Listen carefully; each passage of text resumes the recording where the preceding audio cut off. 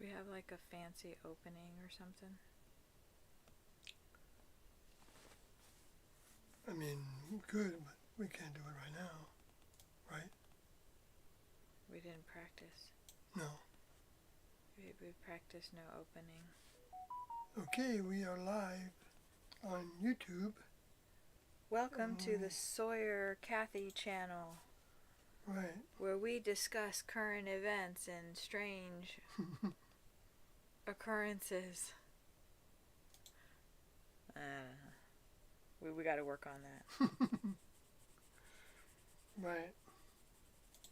Like I could say half of it and then you could say the other half of it. Right. Okay. Welcome to the... strange current events. No, you're supposed to say Sawyer. Welcome to the... The Sawyer Kathy Show. I'm supposed to say Kathy. Oh, the Sawyer and... Kathy Show. And Evie Show. Sawyer and Kathy and Evie Show. Evie's my cat. She usually gets her 2 cents in here. She's over there eating. She's eating. Oh, she's eating. She's filling up. Okay, so we've got one live wire out there on Facebook. It's probably you, huh? And 5 individuals on YouTube so far. Oh, I should put... And glad to see you. Oh, old school Dave. Hello, my wonderful YouTube friends. Hello. Hello to you. Don't forget to hit the like button, please. Yeah, everybody like us so that we can get better ratings.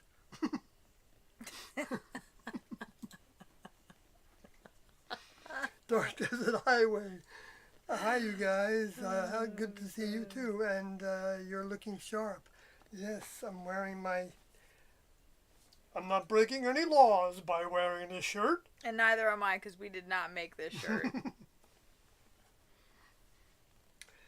Daniel Mills says, great to see you both go live. Yes, it's we've been off of it for about a week now, maybe longer, because we've been working on stuff and working. We've been working. Doing our job, for sticks. Oh, yeah, that's you what were T&O working called on. money to buy our food with and stuff like that. Jason Holez says, hey Sawyer and Kathy Show. Hello, welcome to the Hello, show. Welcome to the show, the really big show, really big show. Really, really, really big. Andrew Rice says hello. And no, we didn't smoke any weed. No, did Or somebody drink any ask alcohol. No, I'm just thinking myself, I'm acting awful silly. But this is the way I am normally when I'm He's so goofy. stressed, when I'm not stressed out. And we're... Or maybe when I'm overstressed. Yeah, we had some probably talk about...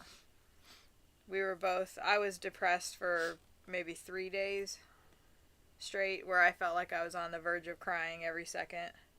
And Sawyer was very focused on finishing his reply to the latest lawsuit. Bullshit. I was going to say Bologna. Bologna. Highfalutin.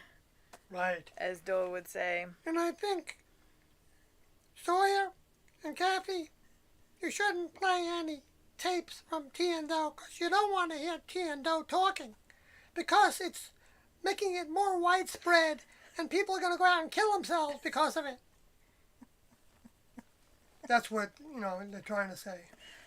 Anyway, so it is funny, it is funny. It's not. It's so sad. We're so sick sad, of it. Like, right, we're so sick of it. It's ridiculous.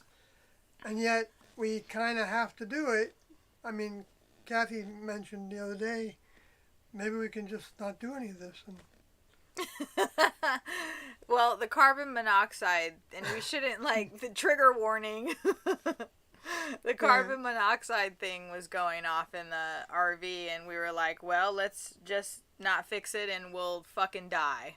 Right. Because it's so depressing. It's just so depressing.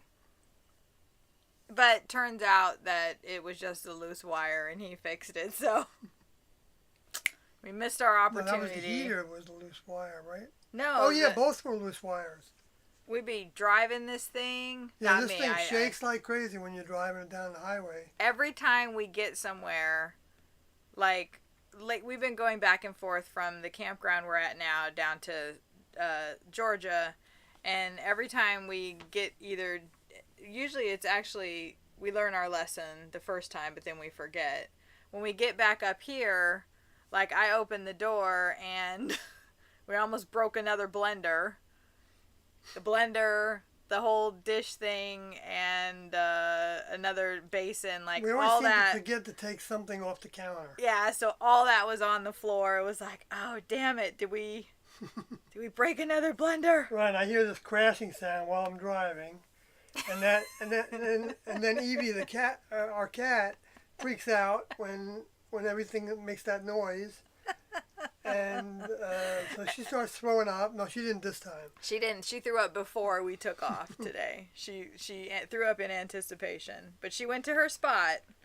Right, well, she's really good about that. She's really good. Go to her throw up spot. That's one thing that will make you wake up out of a dead sleep is the cat going. I don't wake up from it. I wake up immediately. I'm programmed to wake up. I'm like, ah, shit. Right, because where is she doing it, right? Right. You got to get her off the carpet or whatever. And then so I jumped up, which isn't good for me. I lose my breath really quickly. And she was in her little spot right there. So I got to stand over and make sure she doesn't. There's a very small space that she can do it in to where it will just fall on the pee pad. I call them puke pads now. And, yeah. She's good. She goes to her spot. So, Piss is here. Hello. Our campground, Daniel says, though, before that, our campground's expensive to stay at. And yes, they can be very expensive. Insanely expensive. Insanely, right. Like, Kathy was reading. I'm in all these RV groups now on Facebook. I'm like, full-time RVer. Like, I'm in an RV group about RVing full-time with cats. Yeah, I just made my first post in that. I was like, my cat is so good, she's got a puke spot. I called it Upchuck, though, because I didn't know if I'd get banned for saying puke. I don't know. Yeah, right. And then you don't know. I'm in another group that's just for people that are living in their RVs full-time, whether they're stationary or on the move. Like, I'm learning all these things. And then I'm in we have a campground membership. And so I'm in that group as well. And it just talks about all the campgrounds. It's called the really good and the really bad. And most of them are meh. We've been in 4 campgrounds now. Daytona, Orlando, Cincinnati. No, that was a state park. That was nice. That's probably the nicest one we've been in. Orlando, with that one in the mountains North Carolina. North Carolina. That was probably my least favorite one, just because the way to get to it and where they had us all crammed in. And this one now is the fourth one, I guess? This is the fourth one. One we've been in? And this is the fourth time we've been to this campground. So. Right, because we like this place is quiet. It's in the woods, you know. There's some little lakes around here. We were actually, because Carloti is coming down for the March 25th event that we're having at Savannah. And so we were asking, you know, like, what's the guest policy? And, you know, can we just basically pitch a tent next to the RV? And the lady was like, oh, no, you have to have a tent spot. He has to get a tent spot. So then she, like, fiddled with her computer and she's like, oh, man. And I'm like, what? And she's like, they're $80 a night. I'm like, $80 a night? So with our membership, it would be a 20% discount. So it'd be like $60 a night. It's like, you might as well just stay in a damn hotel. I'm like, well, he'll just sleep on the floor, I guess, in our RV. Carloti's pretty tall. I don't know if he would fit on this couch, but we'll have to work something out, because... Yeah, we have pads and stuff, and he's got things to sleep on. Yeah, and we were and thinking... It's clean enough, you know, so yeah. We'll clean a little bit better. It'd just be kind of tight space, but, and then at least... It's like for a few days. Because when he came to visit in Indiana, he pitched his tent, and that was just one night. Well, one time he stayed 2 nights, didn't he? Yeah. 2 times he visited. But I think it was nice that he had, a space to go to and kind of, we all have our little corners to retreat to. So we're thinking, well, maybe we're just going to pitch a tent and see what they say. Yeah. Right, what are they going to, Maybe after a certain time of night, we can just have him, or we could even just pitch it during, because other people have tents up. Like, what the hell? But they, make extra room, so it's like... let them tell us that we can't do it, and we'll say that, well, we had to get the kids out of the motorhome. Well, what we can... And they're going to say, well, wait a minute, do you have kids? And we're going to go, yes. Well, yeah, we do. We put the cat in there. We have Evie's, we have a kid that's... Her name is Evie. Well, and we could do that. We could put her tower in the tent and put her out in it. There you go. She'd get pissed pretty quick. But we had talked about doing that before anyway. When we first started this little living we were in a little trailer first and then the RV, I ordered $200 worth of, outside cages for her. We didn't even put the one together. But the other one was this zippered mesh screen kind of thing, which I've actually seen other van lifers have for their cats. But I put Evie in it and she was just like, what the hell? She didn't know what really to do. And people have dogs, so it wouldn't really be nice to just have a cat kind of hanging out in a screened-in enclosure. Dogs would probably go ballistic and try to get at her, which wouldn't be... Yeah, it's not an easy solution. But she's basically been a house cat her whole life anyway. Yeah, so. She went out she's lived in very small spaces with me where when my daughter got a dog, Evie was just like, no, I'm not coming out of this room. And she just stayed in my bedroom and barely came out, so...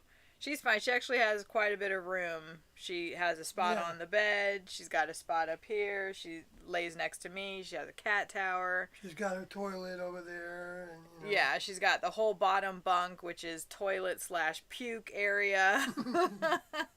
And then she's got the helm on the dash. She's our little mermaid figure that rides up front. When she can stand being up there. Yeah, usually when I'm in the RV...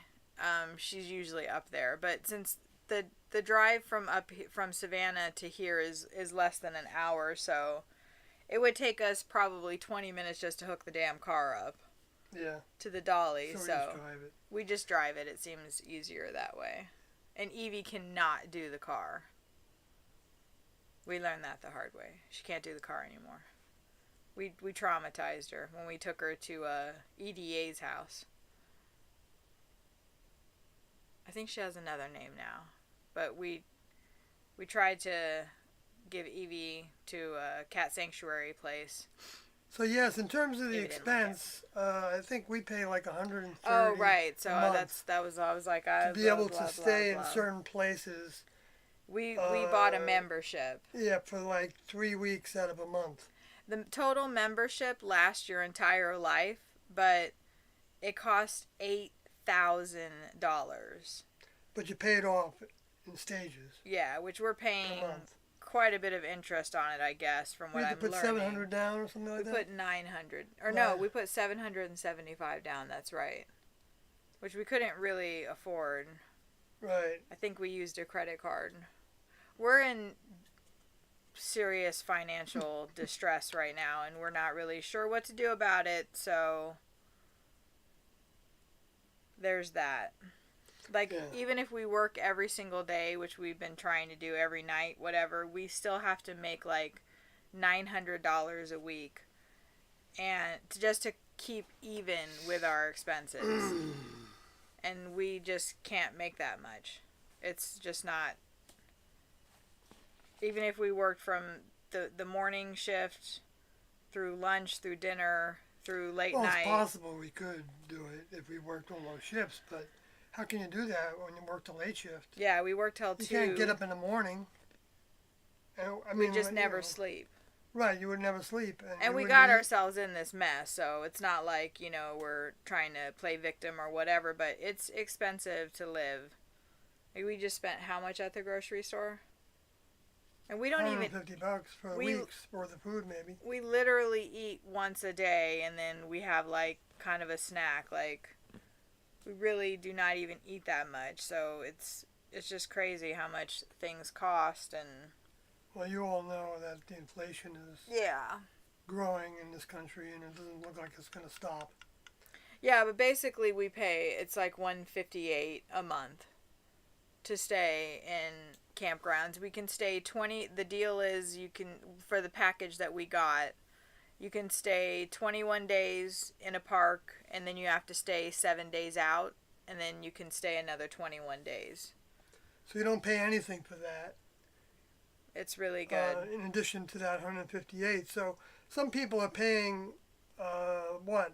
$100 or just at least a night. If a tent site is $80, imagine what an RV site is. Yeah.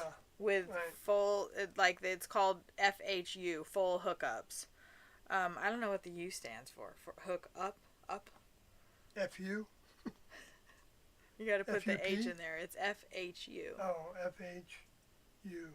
FHU. Full hookups. And that's water. Unlimited water, and that's electric, either 30 or 50 amp. Some parks actually charge extra if you want to do a 50 amp. They charge they either meter it or they charge like $20 extra a day for that. So we would have to avoid those parks. We haven't had that problem yet. And then there's sewer hookup. So the one park that we stayed in Daytona did not have sewer hookups. Some of the sites did, but the one that we were assigned did not, and everyone around us didn't have it either, which is kind of nice because then it doesn't smell like literal shit everywhere. Yeah, this place doesn't smell like that. I know, this place is pretty good. That North Carolina one was horrible. Yeah, we got out of the... It was awful. We parked our spot, and my brother just happened to be there. It was so cool. And, we knew that he was in that park, but we that didn't park know where. was big. And it was big, yeah. So we pulled up to right across the yeah, we could see his camper from ours. Yeah, right. It was so cool. And I hadn't seen him for several years, and he's been living the RV life for like at least 5. But him and his wife have their own business that they bring with them. They got a whole thing going. It's really impressive what they've done. They're in pretty good shape in that regard. But anyway, so he got out, and we got out of the car and out of the motorhome, and right away it smelled like, sewage. And that's, what did he say? He said that's part of what you have to deal with. Yeah, RV parks smell like shit. Yeah, but it hasn't been that bad in the parks we've been in. No, that was the worst. It was. Yeah, the Daytona one wasn't bad. Orlando, you couldn't, and people were packed right on top of each other in Orlando. But everybody, it's weird. Like, everybody keeps to themselves, but at the same time, they don't. Like, if you want to be sociable, you can be sociable. Yeah, you certainly can be. Like, people will talk. Like, I lost my sketchbook and my clipboard and the coloring page that I was coloring on. And because I guess I put it on top of the car, I don't know what the hell happened to it. And actually, we're back at the same campground, but the guy that we're parked next to this time, I asked him because he was outside walking his dog, so I was like, oh, well, if he's walking around, I asked him, did you see a sketch pad attached to a clipboard? And he was like, no. And I said, I must have put it on top of the car. And he was like, well, I saw you guys leave yesterday. I didn't see anything on top of the car. And we're like, what do you mean you saw us leave yesterday? Like, people, like, pay attention. Yeah. This was the same park where I'd finished coloring. And, yeah, this was the same park where I finished coloring. That purple and pink one that's up on the thing. And I was outside, and I had my glasses on, which I took my glasses off to take a picture, and I put them on the ground. And I started going back into the RV, and a voice said, glasses. And I was like, but then I kept walking, and I was like, wait a minute, where are my glasses?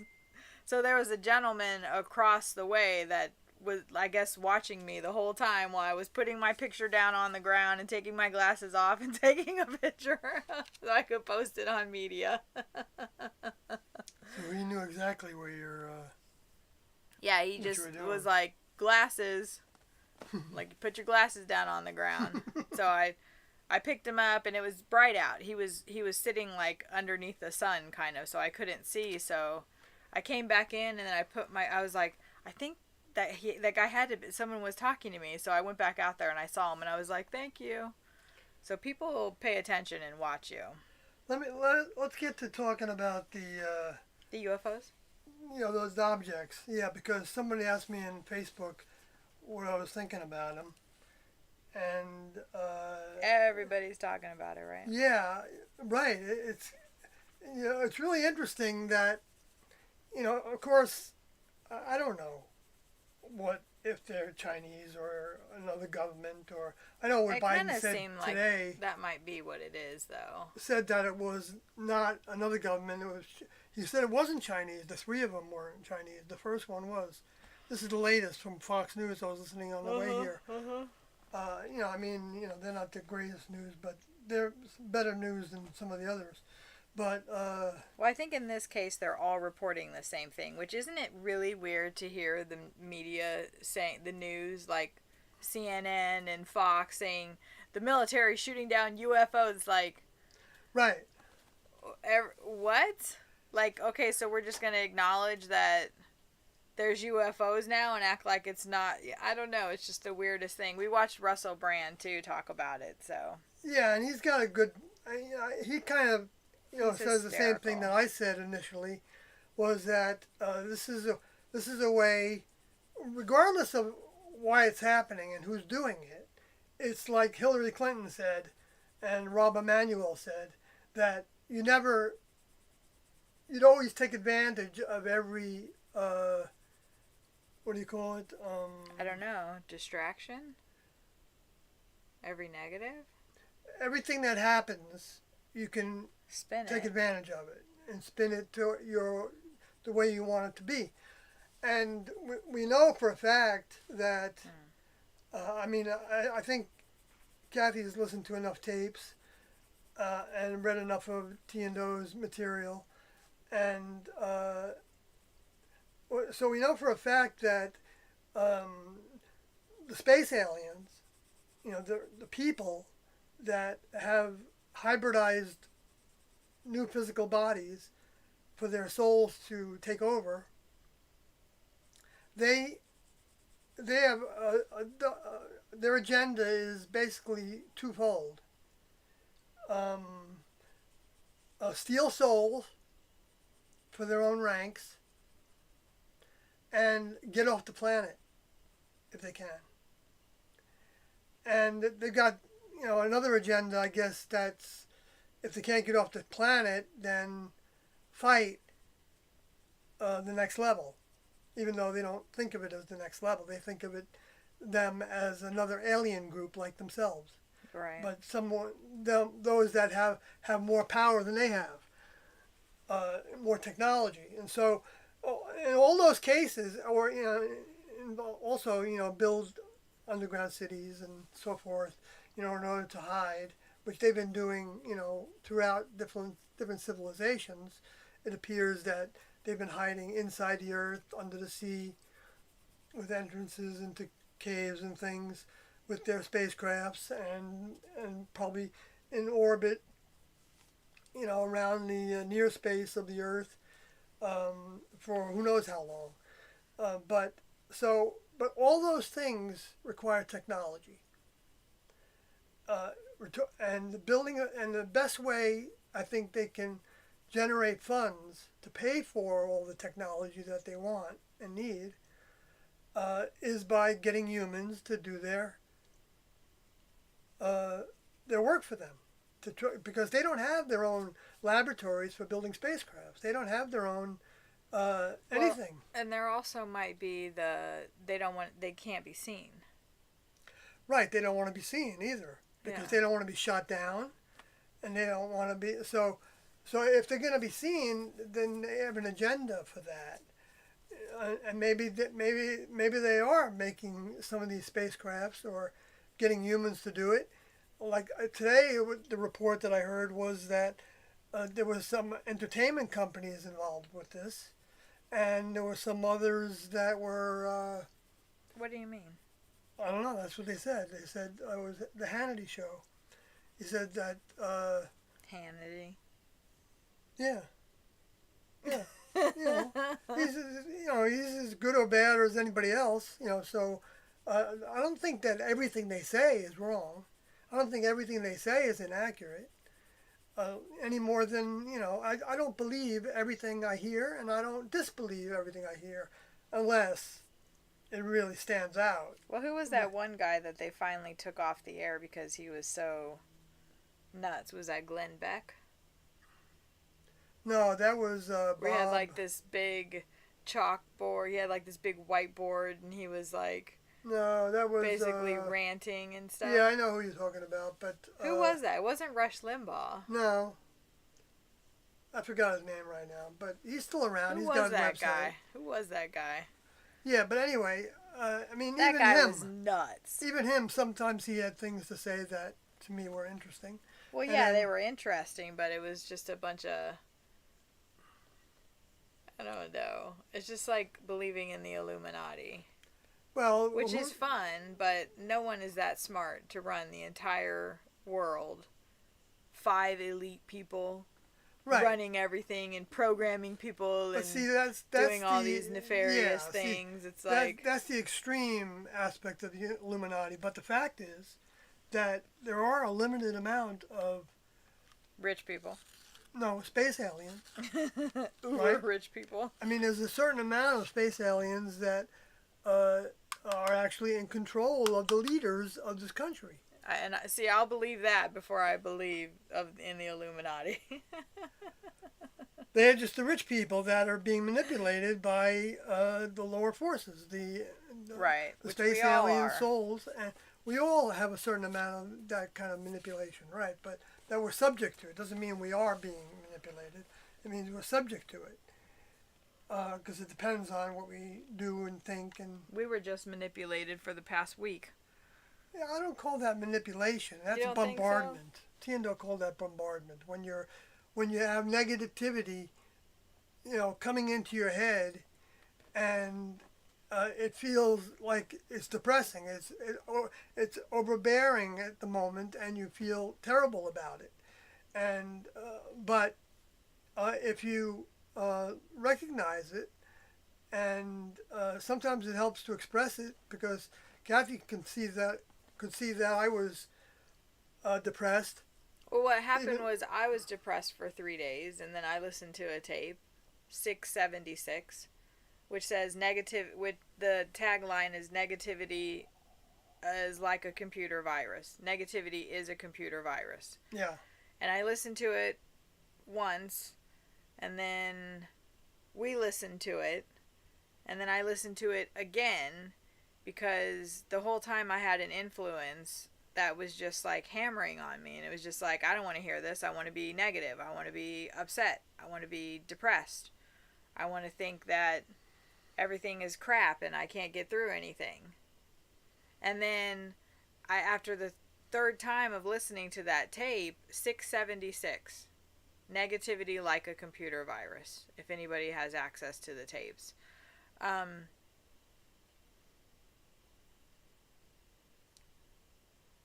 That helped me, and it felt like I kind of was able to lift that negativity from me. Well, it went straight to him. It went straight to him. Right after I finished writing my Straight to you. my second draft of my response to preliminary injunction against me, trying to take down This channel. this channel and Facebook and Twitter and my blog. After I finished that document, which took me about 4 days to rewrite, because I had to make it into a smaller format. The first one, their lawyers immediately, well, I don't want to say their lawyers, it's Mark and Sarah. Mark and Sarah immediately went after the format, and apparently responses to responses or briefs, what the hell ever, can only be 25 pages long. and Sawyer's was 55. And double spaced. And double spaced, that's right. And in 12-point font, type, at font. least 12-point font. And we didn't really know that. But Mark and Sarah were like, just because you're representing yourselves, this is what was in the document asking for the judge to strike Sawyer's motion and everything, and not even let him refile. They just wanted to completely strike his answer that he'd been working on. Based on the size of the font, that it wasn't double spaced, and how many pages it was. But they said in that document that we would be held to the same standards as a trained attorney. We're just normal people. Neither of us went to law school or passed the bar exam. So, and people have warned us that we were going to lose this lawsuit even if we were right and even if we could prove all of that, because we're not lawyers and we don't know how to play the game right. And nor do we have the time or even the minds to learn all that stuff. Like, we're expected to go to law school and you know, like, be held to the same standards as someone who's gone to school for multiple years. Like, that's justice. The justice system is the most unfair system I've ever had the displeasure to take part in. It is the least fair thing ever. You win if you have lawyers. And half the time, it's one or the other is going to win, right? Well, I It hope that that's not it's just absolute so crazy statement what you said there. Yeah, that's the negativity that I was battered with. It was just right. Like, no matter what we say, they come back with some bullshit. Like, just why can't you just take his answer and read it? And you know, like, look at all the evidence, but instead it's just they don't even want the judge to even look at it, and they want all this stuff stricken of evidence that he's presented. They don't want me to even be able to file anymore because of the bankruptcy that I have, which is not true. I still can be part of this proceeding, but they're saying I can't anymore. They asked the judge to order me not to be able to file anymore, which my bankruptcy attorney has told me 2 times now that is not the case. It's just crazy. The very day that this happened, this next day that it happened, Sawyer was reading the Right to Know case, which is the Riccoti case. And they had done the exact same thing to Riccoti's daughter. They had wanted her response stricken because she didn't type it up. It wasn't, you know, all this, like, it has to be this form. It's just, so we were somewhat prepared.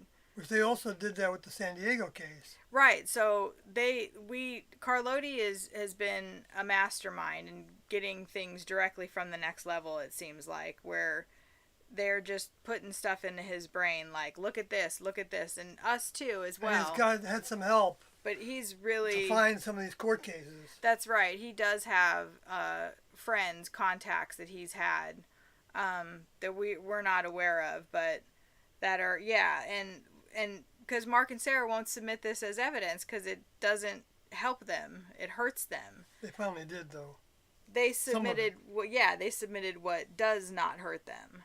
Yeah, for the most part, right. Yeah, but yeah, they went after the probate, the estate beneficiary, whatever, that the main guy that was handling everybody's things from the group, they went after him in the appeal and talking about you didn't do this right and you didn't do that right and we're going to keep appealing and we're going to keep appealing. So even if we did win any measure of this case, they're just going to appeal it. It's like a horrible, horrible nightmare that like they complain about the things wake up from. It's terrible. They complain about the things that have no relevance to the case, in other words. Right. Right? So, like, for instance, in the San Diego case, they ended up coming up with 11 things that the administrator of the estates did wrong. I might have some of the people wrong in this, but there was 11 things, right. and one of them was the inventory list of all the things that were in storage and in the house, in the mansion in Rancho Santa Fe, Right. wasn't in the proper format or something like that. It's so ridiculous. That's what they complain about. See, this is what happens when you're about to lose, and you're trying to bring up everything you can bring in to try to, make it so hard that they'll settle with you. And that's what they did, and it worked. So they got a settlement. And I'm not, we were just talking about how that was kind of good that they got that settlement. But now they've totally abused that settlement, and now they're the beast that are waging war against the next level by keeping their information away from people, even though their names are on the website, so to speak, as representatives of the Heaven's Gate website, and so they appear to be like in favor of T and O, but at the same time they're not in favor of T and O. And that's very, very, very clear. Yeah. And so anyway, so I just got through writing this response, and I went to the library. I made a copy of it, and I took it to the post office and mailed it out on time, because the judge said to me that I could rewrite it, even though they tried to get me to strike the whole thing. Well, not the whole thing. They were going to strike certain pages. They wanted, 13 through whatever stricken. Right. Which would have eliminated a lot of the pages that were very, very important to be there. And because I'm not necessarily always that organized about what to put first and things, in the documents that I write and the responses and things. But anyway, so I just got finished with that. I went to the food store and got some food for us. $150 worth. And I came back, and Kathy was listening to a tape of T and O, and I sat down and I started listening to the tape with her. And about not letting negativity in. Yeah, but this one was the one after that. Was it the one after that? Yeah, I'm pretty sure. Yeah, because he wasn't talking about the negativity so much at that point. And then I got attacked by the lower forces that were having me hear Do in a way that I was doubtful. It doesn't mean that you're doubting. When you have what T and Do taught was that you're not responsible for what attacks you, but you are responsible for what you allow to linger in your head and what you continue to think about and do with yourself after the attacks or during the attacks or, for however long the attacks last. But what we're talking about is literal discarnate individuals that are either discarnates working for the lower forces, working for the space aliens even, directly. They don't necessarily know it. Right. Because they're just being told, they're just being drawn to us for whatever reasons they're drawn to us.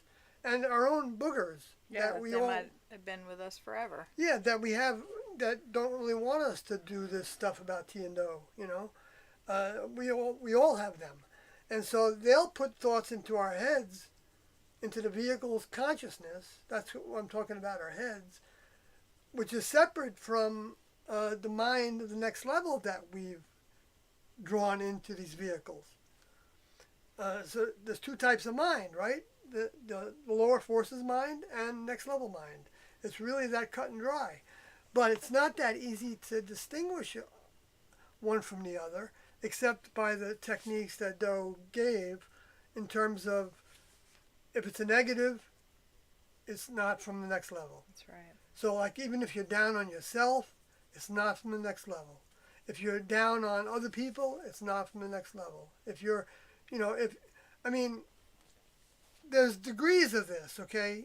And like we sound like we're down from against Mark and Sarah. Well, like Jesus said, if you're angry with your brother without a cause, that's different. But that's not the same thing as getting all depressed and down in the mouth about things. That's not from the next level. What's from the next level is, even if they give you a hard lesson to deal with, like a lawsuit or a health problem or a mental gymnastics kind of thing or relationship problems or whatever they are, doesn't matter what they are. The next level actually gives us difficult things to work on so that we can build our minds by not letting them become something that does us in, especially they don't want us to commit suicide. They want us to work on it and get past it as quickly as possible and flip it into a positive. In other words, say to the next level, well, I know this feels really terrible right now. I feel really depressed right now, but I want to get through it. And how can I get through it as fast as possible? To see that you're giving me this, however it's happening, even by the provision of the lower forces existing on this planet, that's the next level, providing us with the negatives that we can then learn to build our minds out of next level information to make a positive out of it. So that's the process. That's the process that every human is potentially in, whether they know it or not. We have to face that negativity with optimism, and I'm getting a opportunity to tell this influence to bug off and not even let it take hold, and strengthen my mind, and just move through that and learn what the lesson is. Right. And so it's optimistic. So if somebody's, banging on your head, or somebody's, treating you badly, that's an opportunity to figure out the next level way of dealing with it. Yeah. Now, sometimes it might mean slamming the door. It always kind of means slamming the door of your mind. On the influence. But if somebody's actually doing something to you physically or something, then of course you got to get away from them. And, and so you're not in that position. You try not to get in that position to begin with. So if you see something escalating, don't let it escalate, and get out of the way of that negativity, whatever that is. Yeah. But if negativity is thrown at you, despite your efforts to not have it happen, then you can learn a lot from that. By not being, torn apart by it, and just treating it like a task. Okay, it's like in the classroom as well as in the human kingdom, people have jobs. They go to their job and they don't necessarily like that job, but it makes them enough money to where they can live, and so the job is worthwhile to that degree. And if it's not worthwhile, then they can look for another job, and hopefully, or get some training of some sort to get a better job, and that process. Okay, so that's making a positive out of the negative that's in that job, but the job itself is not necessarily a negative. So like if you're in a circumstance that's negative, then treating it like an out-of-craft task, like a job in the world that you go to, and just being objective about it as much as you can, and not taking it personal. Not, it's hard to do. It is. It's very hard to do. But it's meant to be hard to do, because by reaching up to the next level, asking Doe, actually literally, for help with it, then you'll get help. You might have to ask more than once before Doe knows that you're serious about your asking. Well, one thing that I like that he said in tape 676 was that the next level will not give you anything that you cannot handle. Mm-hmm. It may seem like you can't, but you can handle it, and you prove your servitude, your loyalty by how you handle it. So I didn't do too well this time around. It took me 3 days to get out from underneath that feeling of just not wanting to, every time Sawyer he was constantly working on this response, and it was just like, well, what about me? Like, not that, I'm not normally like that, but it was just like everywhere I looked, it was this damn lawsuit. And that influence is so easy to affect me and just think like, well, what would our lives be like if we weren't dealing with this? Like, how much, less stress and debt and, trying to like keep our safety, like how much better would it be? But that's not the attitude to have. The attitude to have is, we are blessed with this opportunity to try to make the information available to everybody once and for all. And now we're to the point of arguing of what does that look like if we were to win. Like, how does the information get, stored? Who owns it?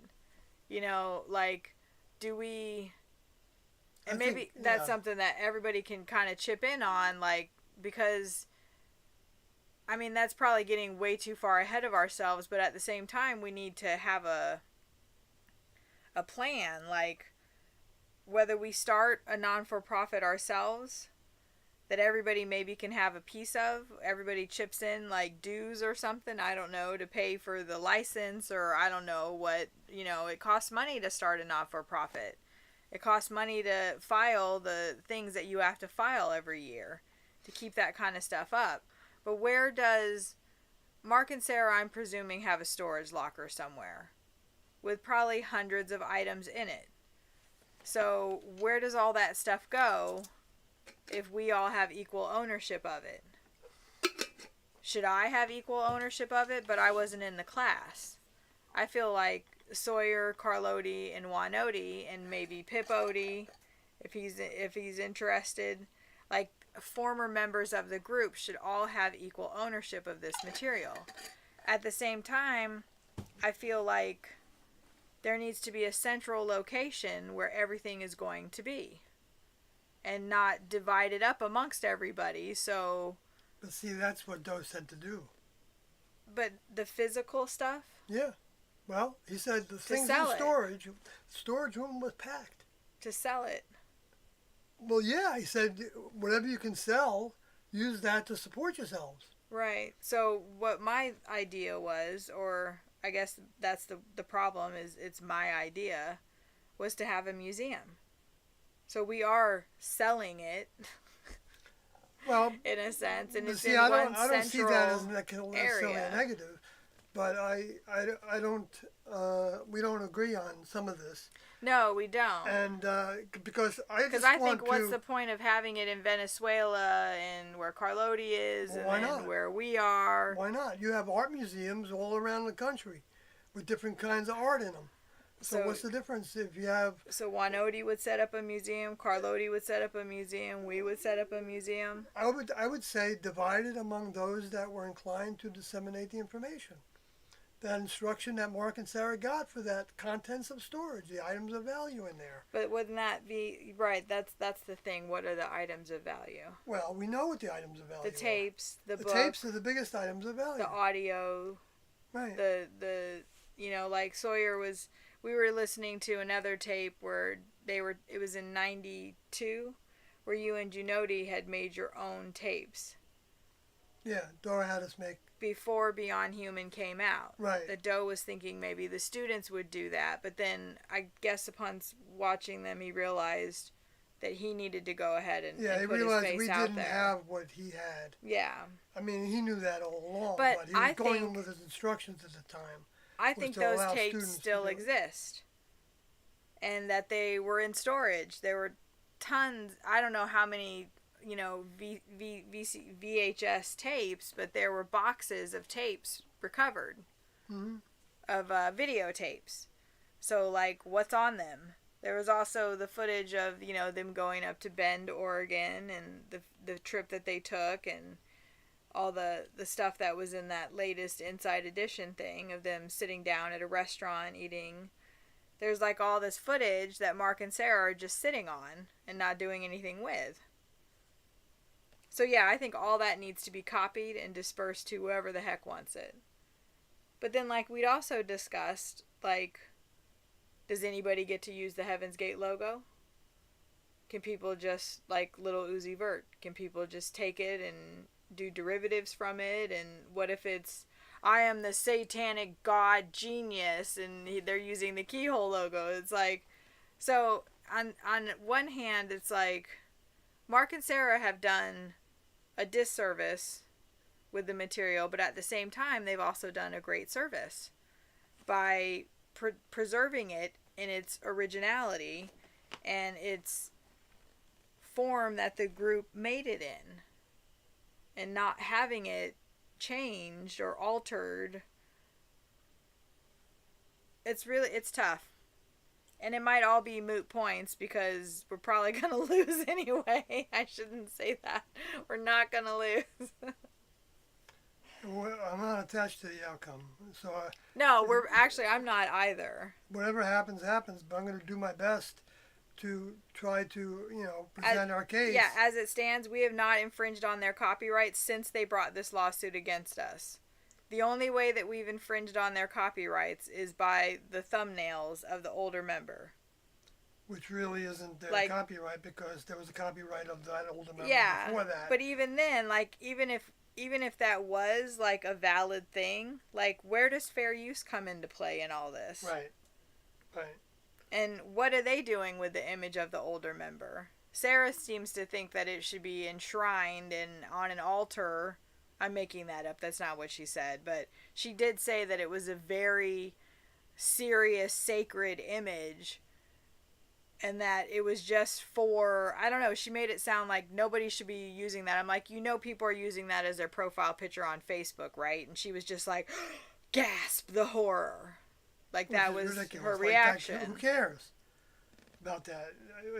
What's it better to do? Put the image out there, or keep it enshrined somewhere that you can pray to? Yeah, it was like Doe That's what had the humans that. do with the religions. Doe had that on his mantle in the room. Yeah, but he didn't pray to it. No, I'm just saying it was up for a reason. Yes. There wasn't. I think there was a picture on the wall of it as well. I can't remember. I saw it on like a mantle place. Yeah. Yeah. So there was a reason why he wanted that image to be seen by everybody that was going to come through that room. And whatever, and afterwards, like, they wanted that image out. That's why I thought that's the image we should have on a shirt. So when next level members do come onto this earth, people that have seen the shirts will go, I know these guys. I know these beings. These guys. These are the good ones. These are the good guys. These are the ones we need to go and you know. The point I think is that that why not use what they gave us instead of coming up with our own interpretation of what they gave us. Right, and it's not because we're lazy, like, we were going to do that, but it just seemed, let's use what they gave us. If we would have known where it was going to get us, I don't know if we would have done that. But at the same time, I feel like this is a necessary thing that needs to happen one way or another.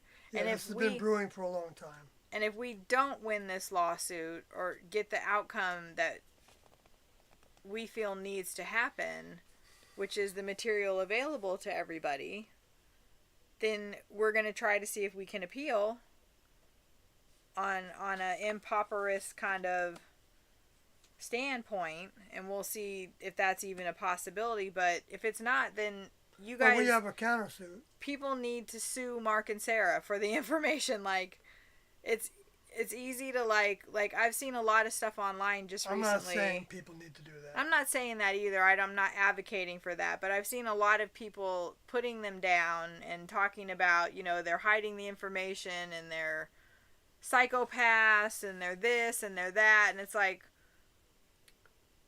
I don't know, like, do something about it then. Don't just, like, talk a bunch of shit. Like, do something about it. Like, if you have the tapes, I don't know, do something about it. And not just let them get away with what they're getting away with. Because they've effectively shut us up as far as sharing the tapes. Because we're in a lawsuit with them.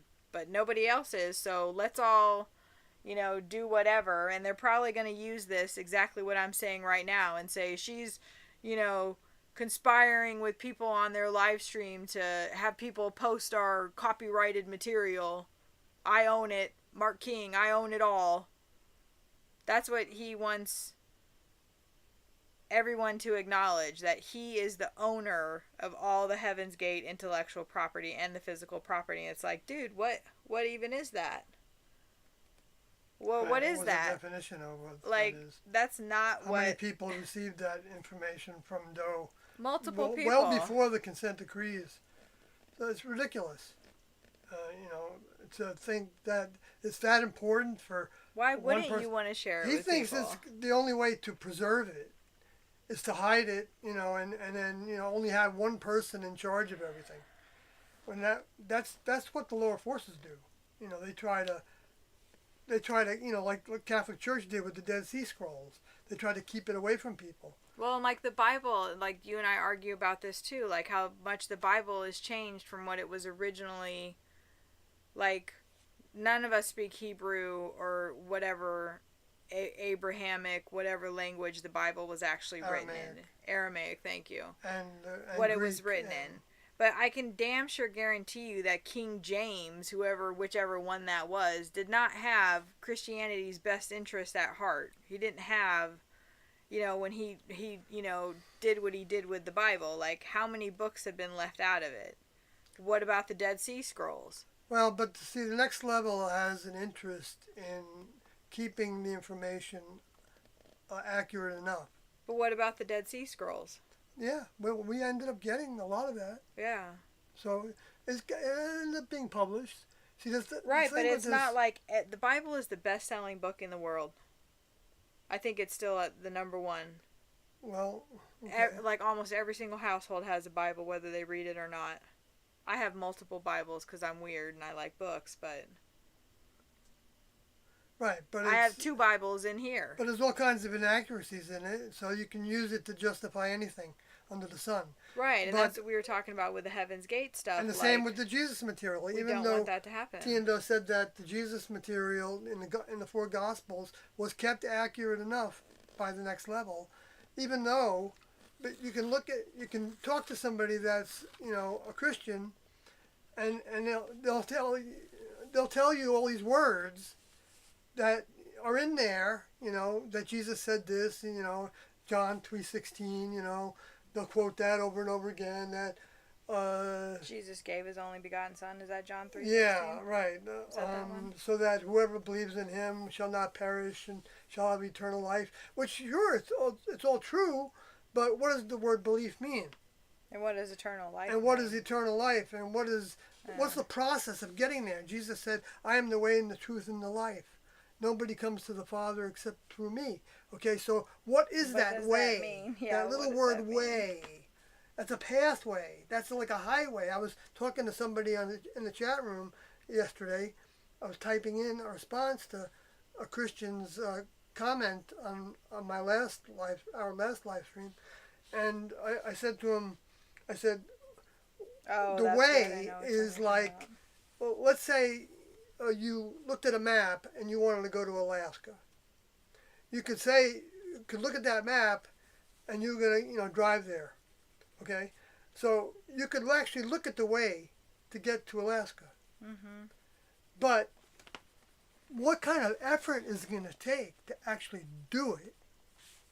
It's going to take step by step for days and days and days and weeks and months, however long it takes, depending on what kind of transportation you have, and where you're to starting get there. out at. And where you're starting off, right? So, that's, you know, what analogy that came to my mind. That the next level is giving that, like Jesus was saying, I am the way, because you have to do everything I'm doing and I'm telling you to do. And you have to put that into effect, and then you will be on the path as long as you continue to do that. If you do it only for the first 10 miles of that path to Alaska, you're not going to get to Alaska. Right?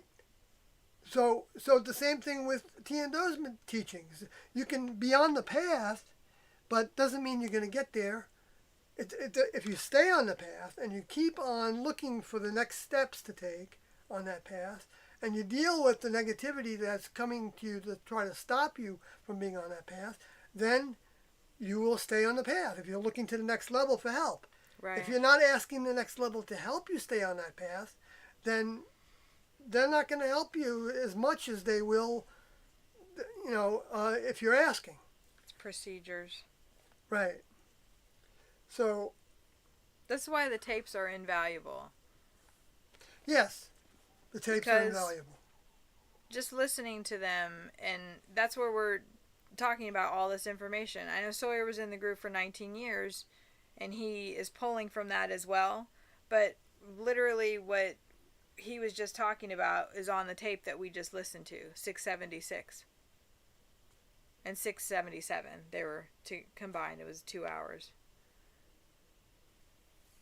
That everything that, most of the things that I don't want to say everything, but most of the things that we try to say and live by are from the tapes, are from what we hope is Doe's mind, and from T's mind. Through Doe, we have T. Nobody comes through the Father except through me. Right, not talking about Kathy, but through Doe. You don't get to T unless you go through Doe. That's right. Because if you try to go to T directly and say, "Hey T, can you help me with this and help me with that?" I can't hear you because you're not talking to me through Doe, my shepherd that I have put in place for you. Yeah, I gave you Doe to talk to. Yeah.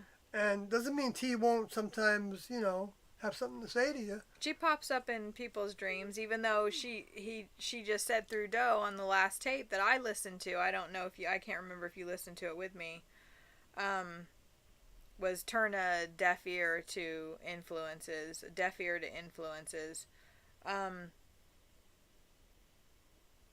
Crap, I forgot.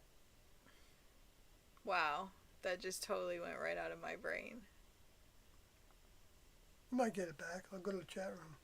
Oh, what were we talking about, though? That nobody comes through... The Father through me. Nobody comes to the Father except... But he was saying something that T had said. Now, Jesus isn't a religious person, by the way. He's the individual that came from the next level and used a vehicle that was named Jesus.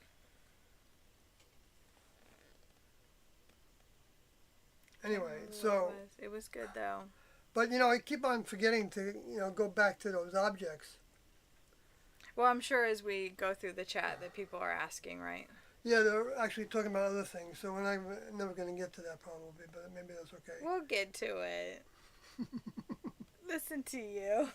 We're never going to get to it. We were bombarded with negativity. Let me tell you what. Yeah. That makes you feel worthless, and that, since I flunked the lessons that I got at the time, that I'm just fooling myself by thinking that there's still service. He was really down. He was like, yeah. Yeah, so, it's like... That he lost his bond with Doe. Maybe not that far, but that you were getting further and further away from it, and that... So he's laying all this on me right before he walks out to do a delivery.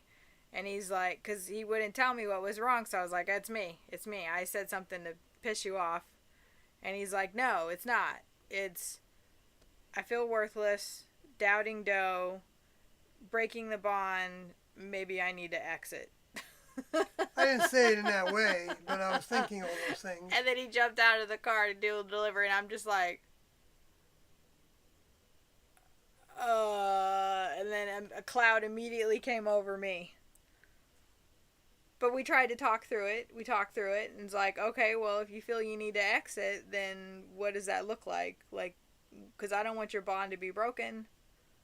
I don't want to be further and further away, because the longer we stay on this planet, the greater the possibility of that bond being severed because of negativity and influences and discarnates. It can overwhelm people lower forces to where they can't even see the truth anymore. They don't even think that there has any truth to say.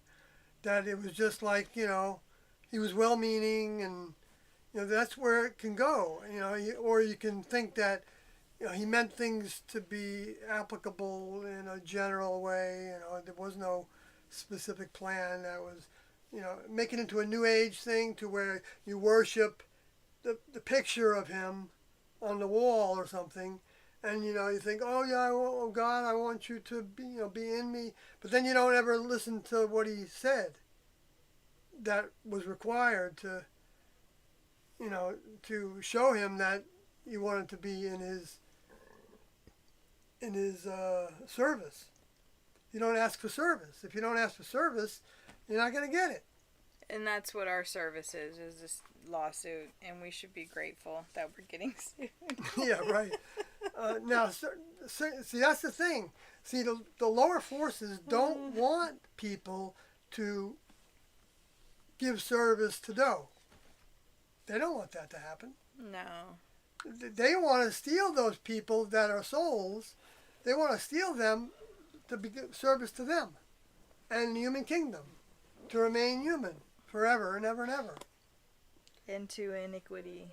Because they resent infinity and the beyond. next level having all this power over them. They don't even necessarily recognize how much power they have.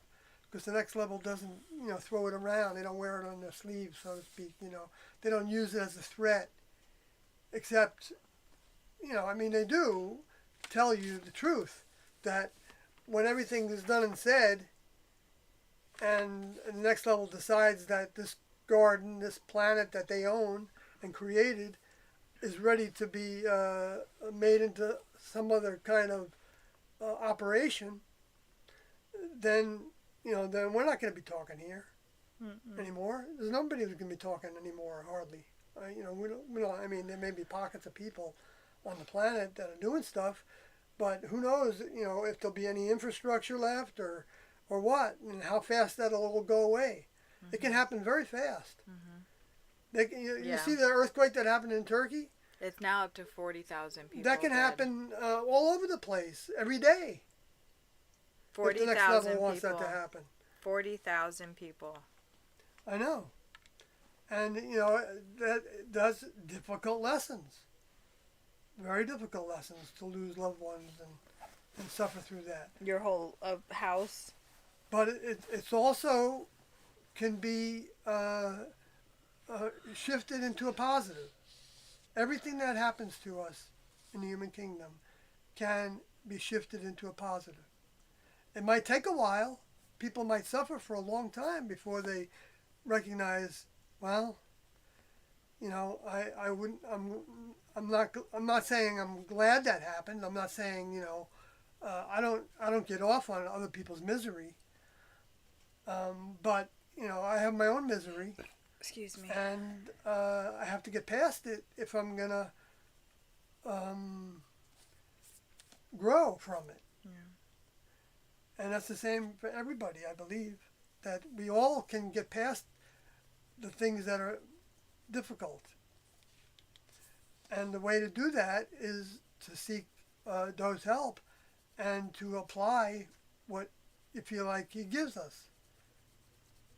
Which and then keep on asking. And service is they want to see us wanting to give them service, not because they need it. They don't need any of us. They're not interested in us unless we show them that we want to be members of their organization, be bonded with their family. Then they're interested in us. Right? Right. That's what he said in the tape. That's right. That's why I said it, because I heard it currently. Yeah.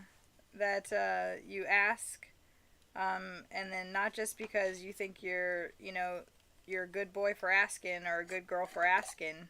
Right. Well, that's the way religions do it. Right. Well, like Doe said, if you're having a hard time kicking negativity to the curb, that's not exactly the words that he used, but if you're having a hard time shutting the door against influences, then come to him and ask him for special help. And then he would ask T, what can I do? And T would say, well, did he ask 3 times?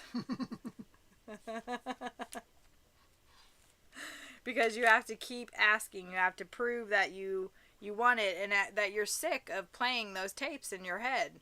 That you're sick of being influenced and feeling all the things that influences make you feel. That you're at the point where you really want help with it. And not just doing it to be doing it. Right, like a lot of the religious people, they don't know any better a lot of times. And maybe that's the best they can do also. It's almost like mantras. But, right, mantras and things, they can have their value, okay? But, like Jesus even talked about this, that they lose their value when they become meaningless. Even though you may think, like, the way that the Catholics tell you, if you sinned, then go say an Our Father and a Hail Mary. Hail Mary, full of grace, the Lord is with thee. Blessed art thou amongst children, and blessed is the fruit of thy womb. Blessed art thou amongst women, I think. Oh. And blessed is the fruit of thy womb? Thy womb, Jesus, yeah. What's the rest of it? Holy Mary, Mother of God, pray for us sinners. Pray for our sinners. Now until the hour of our death, amen, or something like that. That's good. Yeah, I mean, it's like, but see, that, telling kids that, to say that over and over again, is like worse than... It's programming. It's the worst programming there is, because they don't even know what they're saying. Well, and there's the Our Father who art in heaven, hallowed be thy name, thy kingdom come, thy will be done on earth as it is in heaven. Yeah. Give us this day our daily bread. I mean, that's a prayer that was recorded that Jesus gave in order to have a practical, current way of talking to the individual who Jesus was identifying as his Heavenly Father, his older member. Well, that was T. Doe said in one tape that we listened to, I know we keep saying Doe said this in a tape, and I'm not giving you numbers because I honestly don't know. We've listened to so many tapes. But that it would be an interesting game for the class to play to say Our Father, but be thinking of T. And that he had said that. I could be wrong about this, but I think that he said that he was saying that to T. Right, he thought about doing that, and it was kind of fun or something. Yeah, it was like a game. To do that, right. Like, we never did that in the classroom. Think about it in the next level way that it means, not, what the earthly way, I suppose. Just like read the Bible with your next level mind. And it takes on a whole different... Yeah, of whole course, different kind of thing. If you think that the Bible says it all, you're really mistaken. It doesn't say it all. It only says what was pertinent to those 2 trimesters of growth towards birth. And it doesn't mean that there's things that are inaccurate in it. It just means that there are updates. Right.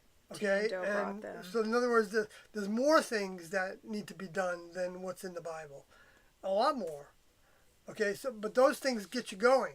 Like for the 6th grader, learning not to kill each other was a big step because they were so animalistic.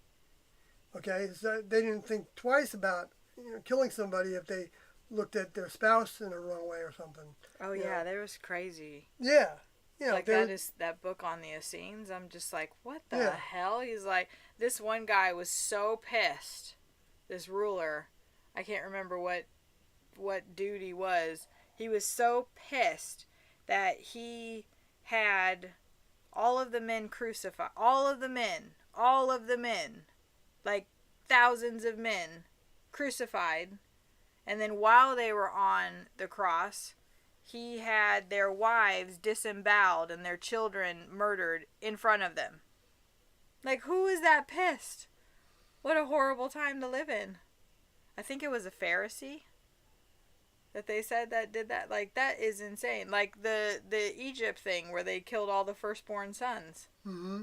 Who does that? Like, what the hell? Well, fortunately, That's the civilization horrible. has grown to some degree. Oh my God. Have outgrown that kind of behavior, because that's at best. That's very barbaric. Well, it's barbaric. It's not even. Animals it's going don't even backwards. do that. Well, Right. maybe animals do that. Like lion prides, maybe they Just kill for the. because they don't have competition. Oh well, there you go. I guess sometimes that happens. I think it does. Yeah, but Well, we know that frogs have tadpoles, so they can freaking eat them. Yeah, true. But humans are supposed to have outgrown that. Yeah, we should know a little bit That better. behavior, and that the next level gave the teachings to help outgrow those things, and so the individuals that took to those lessons became part of the genetic history Right. of us, Yeah. and that's also soul history. Soul is actually memories of relationship with the next level. That's what's in our souls. And the current information that Tiendo gave is like new information that goes into our souls if we take it in, if we examine it, if we apply it, and to the degree we apply it, because there's no one formula that says you've done enough of application in this department and enough in this department. It's like all departments of life can yield growth and continued strength dealing with. As long as we're in the human kingdom, we're going to have negativity to deal with. And the opportunity to overcome it. Yeah, to outgrow it. Overcoming and outgrowing is pretty synonymous. Well, Okay. and like Doe was talking about, like, recognizing those influences before they even get a hold. You shut the door before they even get in that far. Mm-hmm. It's easier to not even put your boxing gloves on, to just not even get in the ring with them. Mm-hmm. I know what you are. Bug off. I'm gonna do this instead. I've experienced that. Yeah. Sometimes slamming the door so fast that I didn't even hear the complete sentence that influence would have me try to hear. Yeah. And knowing where it's going, and I have that influence that goes, you like to hear this. Shh, listen. Listen to me and listen, because you want to be sad and you want to cry. Yeah, that's a form of sensuality. Yeah. It's not that having tears sometimes isn't from the next level. Joy and that's Well, I normal. said, like, I felt like I wanted to cry all the time, but Yeah. I didn't actually do it. I welled up a couple times. Well, you've also got a lot of hormones going through your system. That. Excuse me?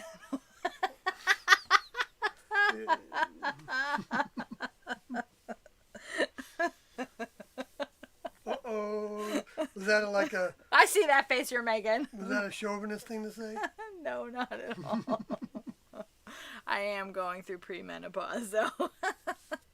I thought I'd play on that. It was fun, right? Yeah, very good. What did you just say to me? Bam! Shut up! Let me shut the door on your negativity. I threw Evie off the couch the other day. Poor Evie. Yeah, she's picked up Evie and, not violently No, yeah. threw her, but throwing her off the couch or the bed. Because she was up here and she was like every 5 seconds. I've done that too, a time or two.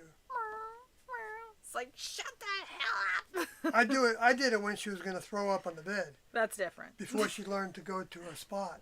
And sometimes she does forget. She gets, she's still... Yeah, so I pick her up and put her on a floor that's, it can be cleaned up easily. Yeah, she's so good. I love it when she does it when we're sleeping and she's just... I hear the sound and she's already in her spot. Dark Desert Highway says he's looking forward to our documentary. Well, we haven't really Oh, proceeded on it. that's good that you brought that Anymore, up because we had to I was thinking about that on the way here. I know, I we could was do another too. stab at it. I was thinking about it too, but I don't think there's any way we're going to have it ready by March 25th. I don't have to worry about that. But maybe we could have like a trailer or something, like even just the intro. We did the intro. Well, the intro isn't made that much, though. The intro is awesome! No, it's... Yes, it is on it. We like it. It's definitely unique to us. Yes, it's unique to us. And our skill set. Right, and our limited skills, but... Hey, we have lots of skills. Many skills in documentary filmmaking. God. Yeah, Kathy's the productionist of this. We both are. Yeah, but I like the way she looks at things. You're doing a lot of the editing and... Yeah, I do that part. And the special effects that we're finding. And what the hell did I do there? Oh, never mind. Okay, how's the piece going, Miss Kathy? Oh, she's moving along on I was gonna... these different colorist pieces. Yeah, we were gonna use the thumbnail of the last one that I finished that I showed you guys. But it was too big. No rule breaking for you, Jason Holez says. And I didn't want to crop it down, but... Right. Varsity Bookworm. Hey, Varsity Bookworm. I don't know if you can move. This is what I'm working on right now. I'm calling her Blue Girl. Very original. I like her a lot. I'm working on limited color palettes and making... Yeah, I'm working on the background right now. It's a artificially intelligent generated art too. Somebody didn't draw this, a computer did. This is the first book like this that I've gotten. My coloring buddy got this book and I looked at it and was like, I need that book too. And then I have 3 other things that I'm... Ooh, I can show you guys this. No, I put it up because it was so horrible. That one that I ripped up. I actually ripped up a coloring page, which I've never done before. But then I got it out of the trash and I taped it back together. It's so bad, though. Maybe it's not. Okay. Thank you for asking. Daniel has 5 cats and all were strays. And that sounds wonderful, Daniel. And let's see, thanks, Pissa, yes, please. I would love to hear your take on these recent UFOs. Okay, so, yes. Okay, when they first were happening, I was just observing. I don't, I think that I try to be objective. It kind of comes natural to be open to whatever they are. I never think that, that I'm going to just I'm going to know exactly what's going on. I don't think that at all. In fact, I don't know what's going on exactly. But what I do know is that it's stimulating people to think about UFOs. Because I've even had that experience. Someone came up to me while I was filling up water at this drinking water machine. And you weren't even wearing a shirt. I wasn't even wearing a shirt or anything. He came up to me and I forgot what he said. It wasn't even about that initially. But then all of a sudden he said, and look at these UFOs that are happening. And isn't this an amazing time or something like that? I don't know what he was saying. But I said to him, well, yeah. And I ended up talking to him a little bit about, he described the UFO sighting he had in 1966 or something like that. And he didn't seem like he was any older than I am, my vehicle. So he would have been pretty young, I guess, at that point. But then I described to him the sighting that I had in 1976. And then I said to him, in my opinion,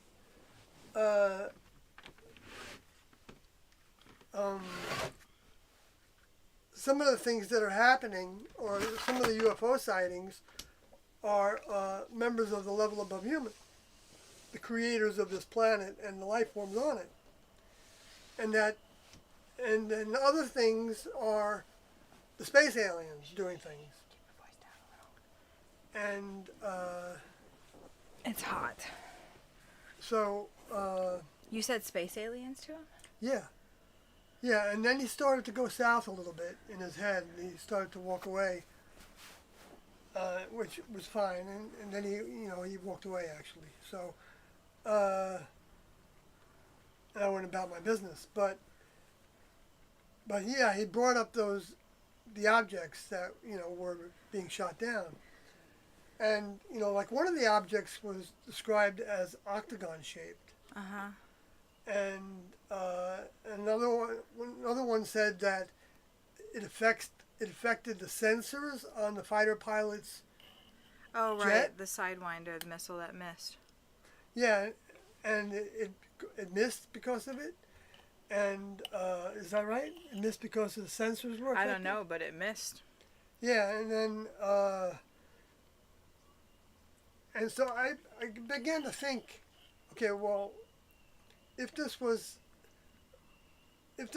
next level generated, it doesn't mean that all of the events were the same necessarily, and doesn't mean that the next level actually did something, but the next level might have been holding people back from doing things, and they decided to let them do stuff because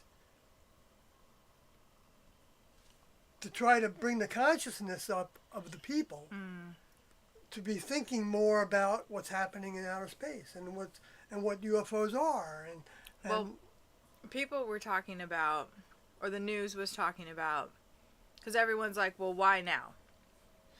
Why are they finding all these UFOs now and shooting them down? Why weren't they finding them before? And the Chinese spy balloon, like, why weren't they finding these things before? My understanding of what I heard on the news, which we haven't really watched that much of, was that they were looking for things that were flying slow and low. So before they weren't looking for those things, and that's why now they're finding all of these things, because they're flying lower than what they were having their radar trained on, and slower. 20,000 feet isn't low? That's low? That's low. Oh, that's low. I guess. Don't the planes, when they go up? How high do they go up? They go up 20,000 feet, I think, or more. At least. I think they go up more, too. yeah, to get above the clouds. So it's like these things are under the clouds or in the clouds. I could be very wrong about that. Yeah. But that's that they're flying slower. And before they were looking for fast things. Well, and talk about that video that I showed you from What the Frick Live. WT Frick Live. Right, which we put that on our thumbnail, where they shot it down. Well, I don't know if that's not the same thing, and I don't know if this footage was real, but where they were shot it down, and we watched it a couple of times. Like it was trying to escape that Like one? it looked like it was on fire and still trying to escape, it looked like. Yeah, it was like going in different directions. Mm-hmm. But that might have been just the response of the guidance system with whatever was left of it. Because it was burning up. Yeah. Just going haywire. Mm-hmm. To get out of the, to just, right. And it was distressing to see, though. They're saying they're unmanned. I guess they can use the thermal sensors to determine whether there's a human body on board. But what if it's not human bodies aboard and they're cold? So they're cold, so their thermal sensors would pick they're an alien that's got a different potentially. Oh yeah, right. But see, what would be the advantage of the? See, I don't think either of us can actually say what it is. Of course, that would be naive to try to claim that. I think Doe at best, I think, from the experiences we've had listening to tapes and when I was in the classroom, would say, well, I feel this about it sometimes, if he had a feeling about it, but that he could be wrong about it, and that he didn't know. sometimes, what things were. But so he would examine it as if what would the next level have to gain by doing it? Like for instance with the Right. abductions. Right. That's what of he was humans. talking about in the last tape. Like Yeah. like if it was like he was talking about that the guy, what's his name? The book was called Secrets. Secrets by Burroughs? It wasn't Burroughs. no John no. David. Well, it wasn't Bud Hopkins. No. It came after him. I think he was from the Chicago area. The guy that wrote this book, Secrets, which basically was showing from his regressions that he did on people that claimed to have been abducted by aliens, that he determined that the aliens were all about, creating babies. But humans. Yeah. Like they were taking human DNA from males and from females and putting them together and then bringing the baby to the mother to touch and then taking the baby away and... Mm-hmm. Right, so multiple abductions of the same woman in that example to show her.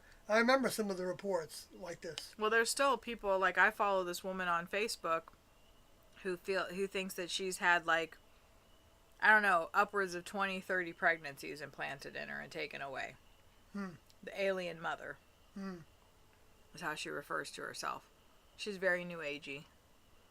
Yeah, well, I guess you'd have to be if you were in that. Holds workshops and talks about offering yourself up to aliens so they can impregnate you and then take the baby. And well, she's then been captured by them. I think she's definitely had experience. Geraldine Orzco or something is her name. Orzco. She's very pretty. Because Doe was thinking, why would the next level do that? And he thought that, well, I guess it's a potential that the next level. But initially, wanted more vehicles for souls to inhabit. He really didn't feel like it jived though with what he felt. No, he didn't at all. Yeah, and because he said early on, he said that the human kingdom is for that. Yeah. In other words, the next level doesn't want humans on board their spacecrafts. And that doesn't mean that they couldn't have one experiment, or a couple experiments in that regard. But that's not going to be something that happens, Well, I don't know how much is going to happen. But it's just not the next level's way because they're a different kingdom level. It's like, humans, like if you look at the animal kingdom and you look at it related to humans, most of the births of animals happens in the wild, right? Yeah. By far more than happens in domestic, where animals are being domesticated. With all the birds and everything, there's so many animals being born every day. And that it's right for it to be in the animal kingdom and not in the human households. Because humans don't need to do that. Humans can study them and gain from the animal kingdom and use the animal products. That's all like part of the design to have availability of that. Well, and they are trying to I think I read something that they're trying to bring back the dodo bird and the woolly mammoth. Yeah, which Doe said something about that early on, that they were interfering with Next Level's way of phasing out certain vehicles and things by trying to keep all these things alive and, bring them back and all that stuff. That they're interfering with the Next Level's program. They do things like that on purpose. They do a lot of things on purpose, that humans could see as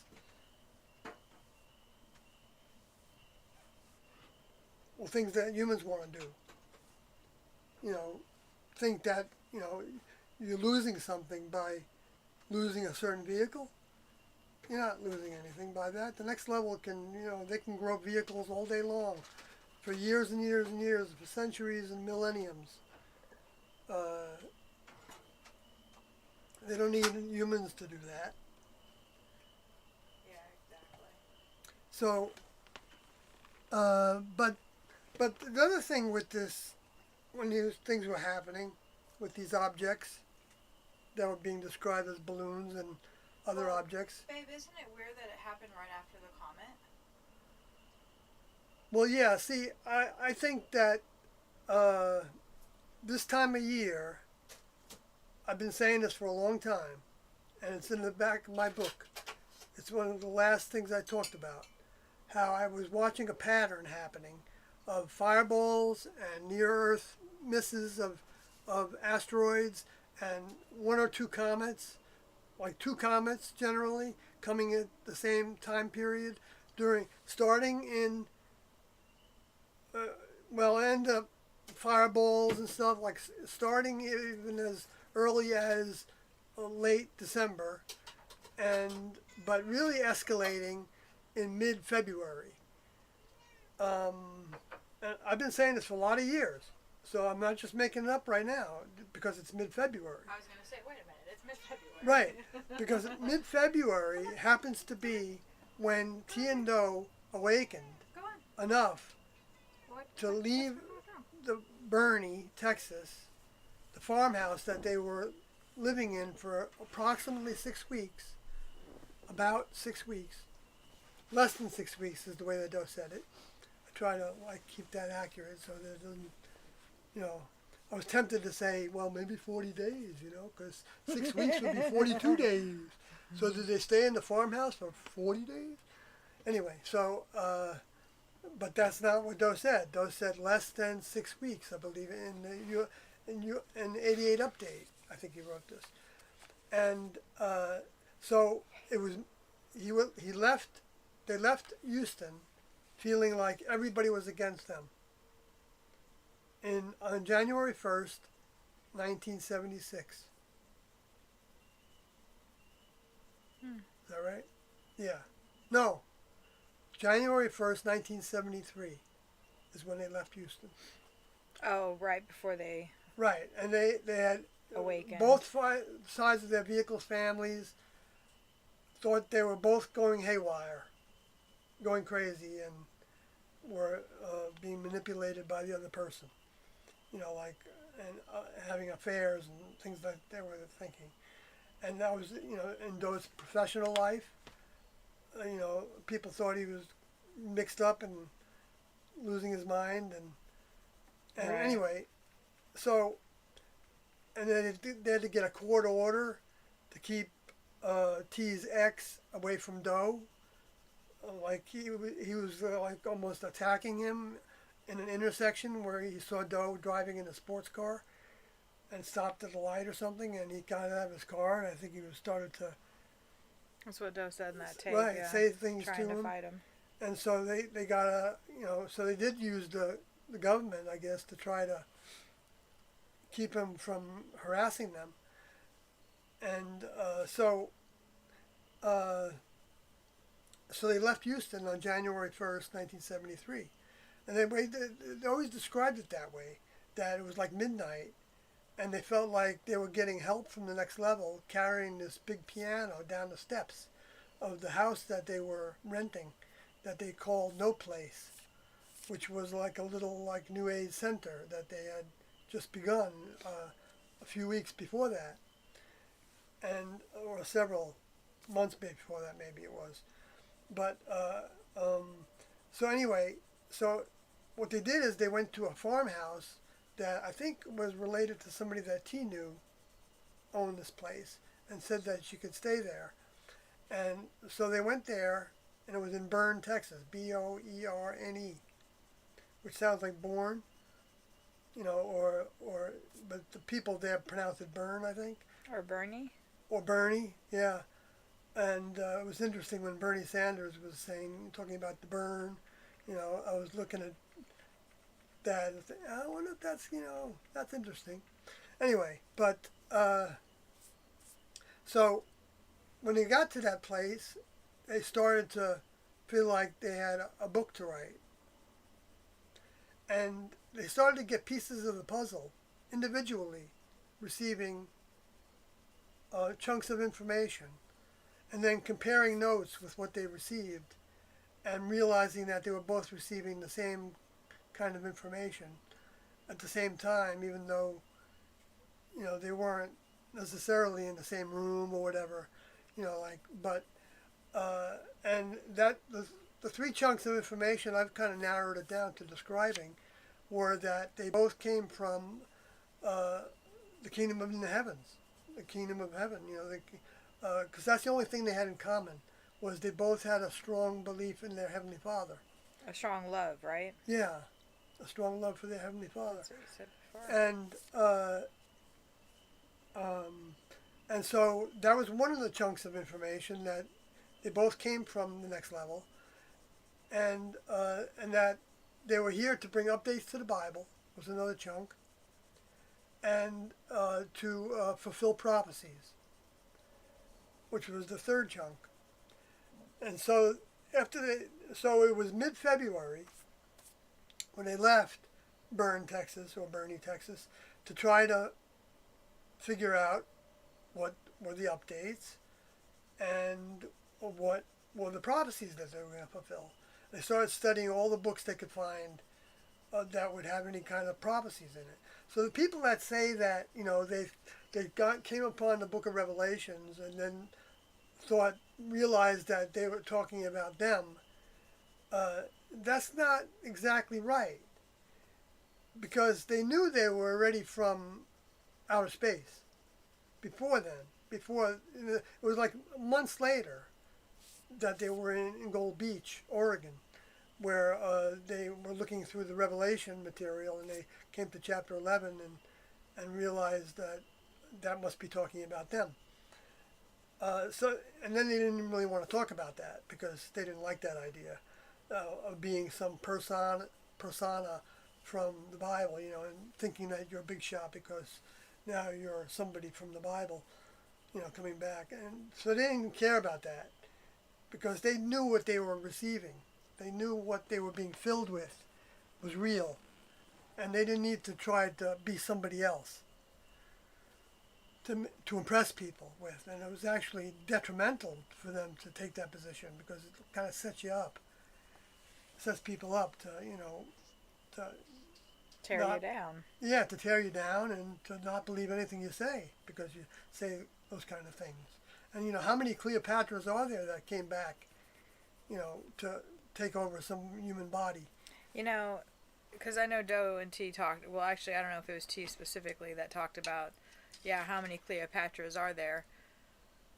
Maybe that spirit was many-faceted. Yes.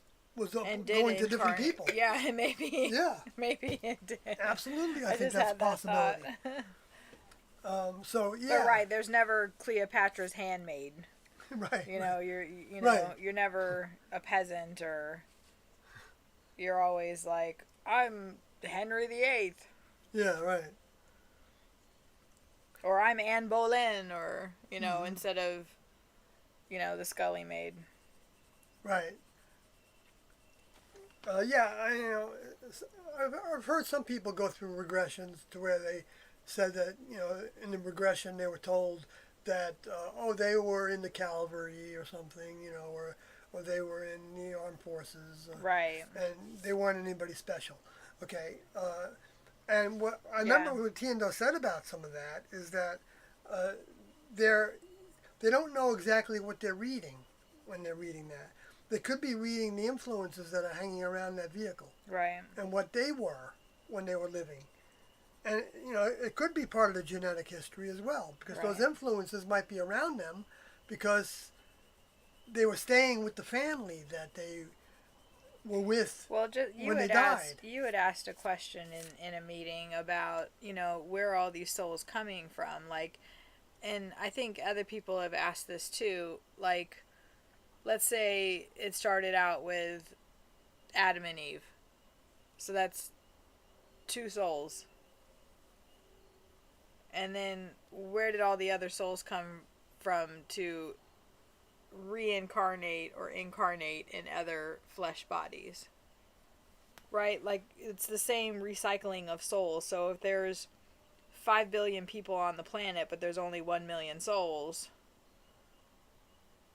What is that, you know? Well, the reincarnation really doesn't work in that regard, because for that reason is one of the reasons why it doesn't work. It's because if souls are coming back over and over again, right, then how can you explain multiple vehicles? At the same time, like, we've heard Doe talk about souls put on ice. Right. So they're not all back at the same time. But now we know that all souls that had entered into some kind of overcoming process are back now. Right. And then they're all actually attaching themselves, trying to attach, to take over vehicles right now. So that, you know, we're all in that circumstance where a soul is trying to get into our vehicle. And that soul is only composed of next level information. Even though that next level information can be, if I understand correctly, can be have varying degrees and capacities and, you know, skills, and, you know, in other words, next level skills. Like they were talking about domestics. Yeah, you could, you know, like just vehicles that were just to do domestic to the next level tasks.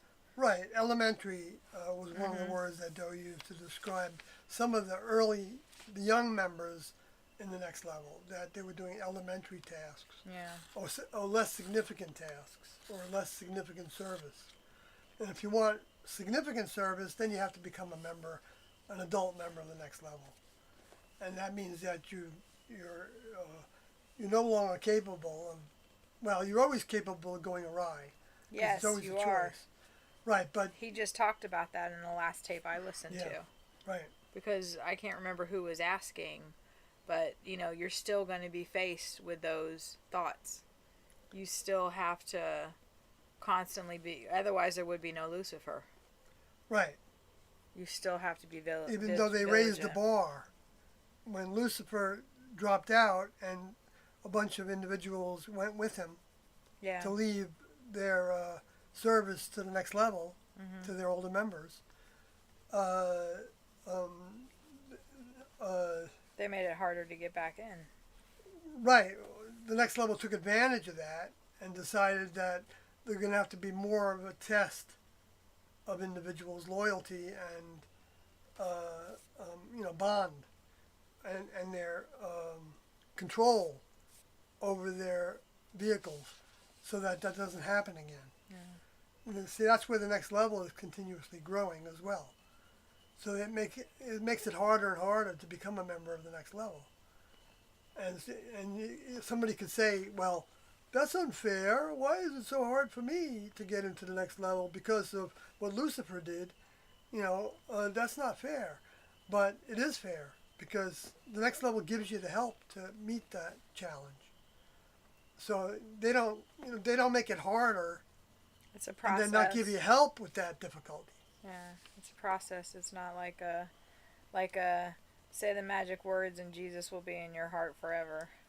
Right. And you're that's saved. what there's a bunch of Christians think that. And that's I was talking to this guy yesterday in a chat in a chat on YouTube. The comments. Yeah, in the comments, and I was saying to him, Christians think, that if I believe on him, then he did it for me by his blood. You're saved. His blood. I'm saved by his blood. Okay, they don't have any concept of what he meant by that. I mean, he did describe it, if you actually can open your mind to it, and he basically, you have to give your life. I mean, everything about you has to be directed towards making him your only love. Bond, yeah. Your only bond. That's the direction everyone has to go in. And that doesn't just come overnight. There's no, magic bullet for that, or magic potion for that. It's hard work. Yeah. And applying things, and that's why we need these vehicles, to gain strength against all the opposition that would have us think that was a bunch of baloney, and everything else that they would say that would deter us from looking to Tiando's minds for growth. But, in terms of the orbs, Orbs? The orbs. I was calling them orbs. You notice there's a picture that's the Beyond Human picture that Alodi drew. I think he drew it after I left the group, as far as I know. He might have done parts of it while I was still in the group. I just never saw him, saw those pictures. But I only became aware of them after the group left, and it's a picture of these round orbs that are lined up, and it appears to be like 8 and 8, and they get smaller and smaller according to the viewpoint, as if they're coming from a distant place, and they're round and they're white, and when I saw that, and that was the return of the next level, which was like a movie script. I think it was the second script they were working on of 3 scripts. The meeting was one, right? The meeting was the first one that I was aware of what was happening with that one, because I read the screenplay as a proofreader. And the pictures that Alodi drew were 14 images, I believe, that he copyrighted under the name of Oliver Odenwood, and Oliver was spelt with 2 L's.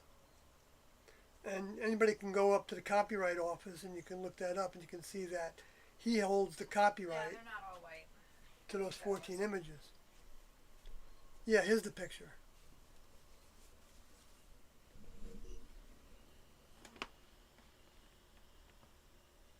Do you want to hold up that side? Yeah, they're not white. Okay, so they got like blue centers. They seem to be like translucent. It's hard to see.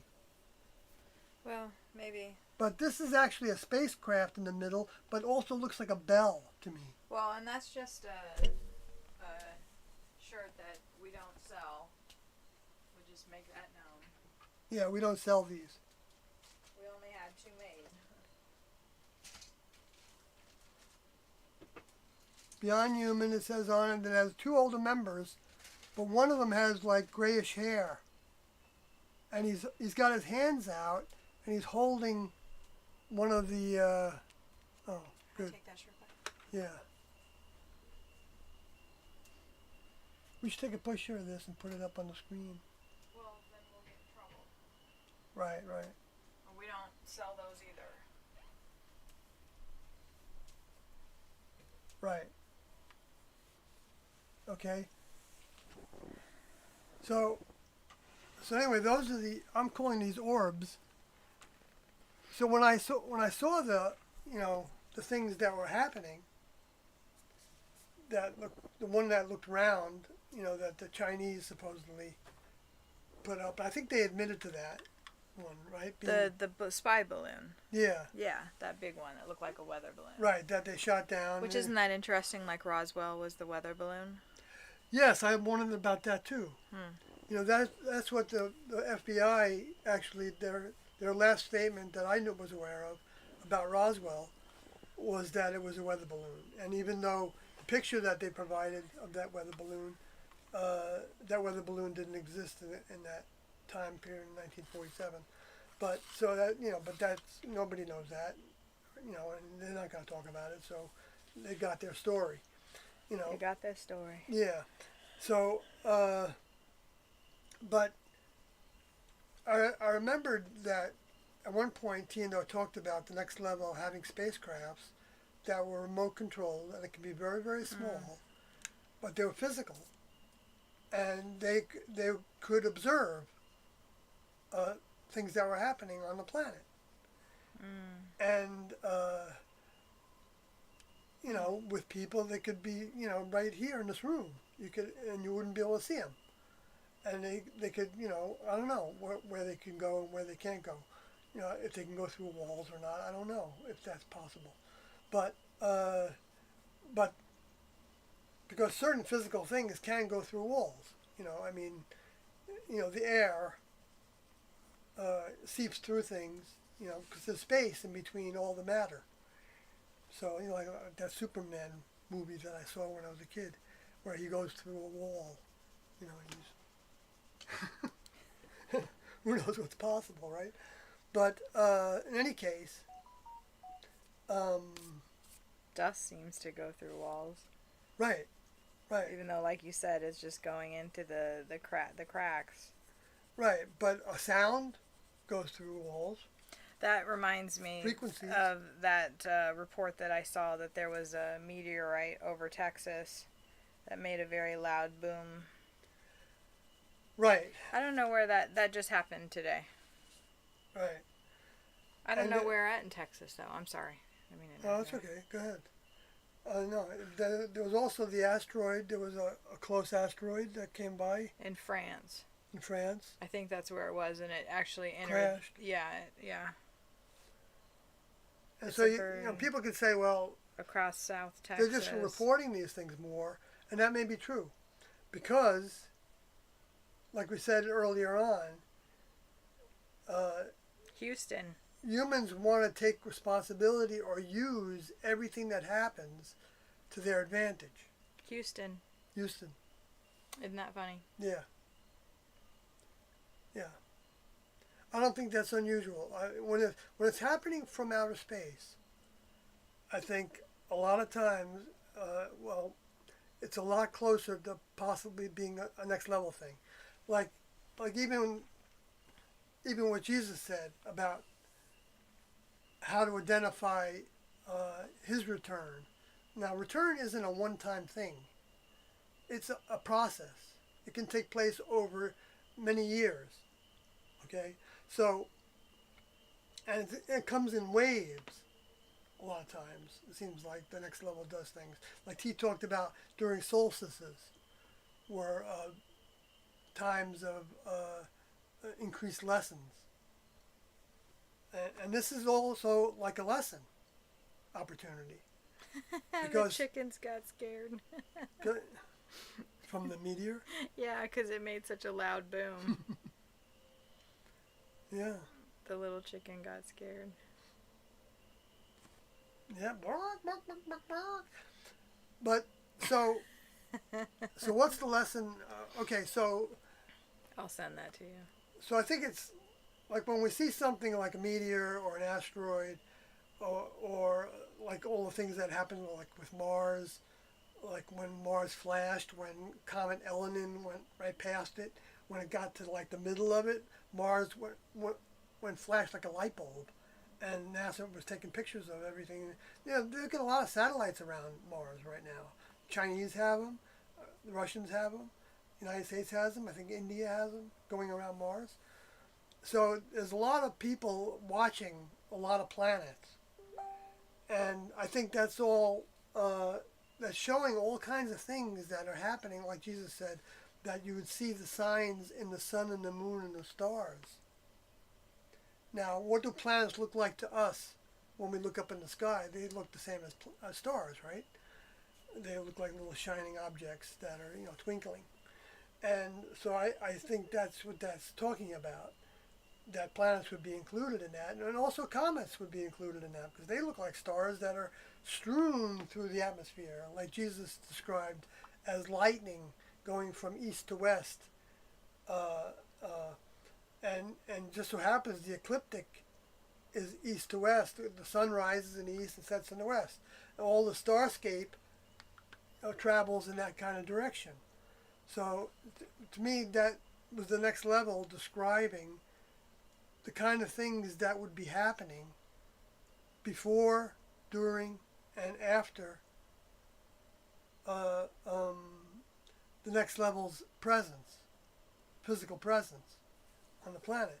Now, Doe did talk about coming back for the last time in this civilization, but that he wouldn't be incarnate and it wouldn't be a teaching time.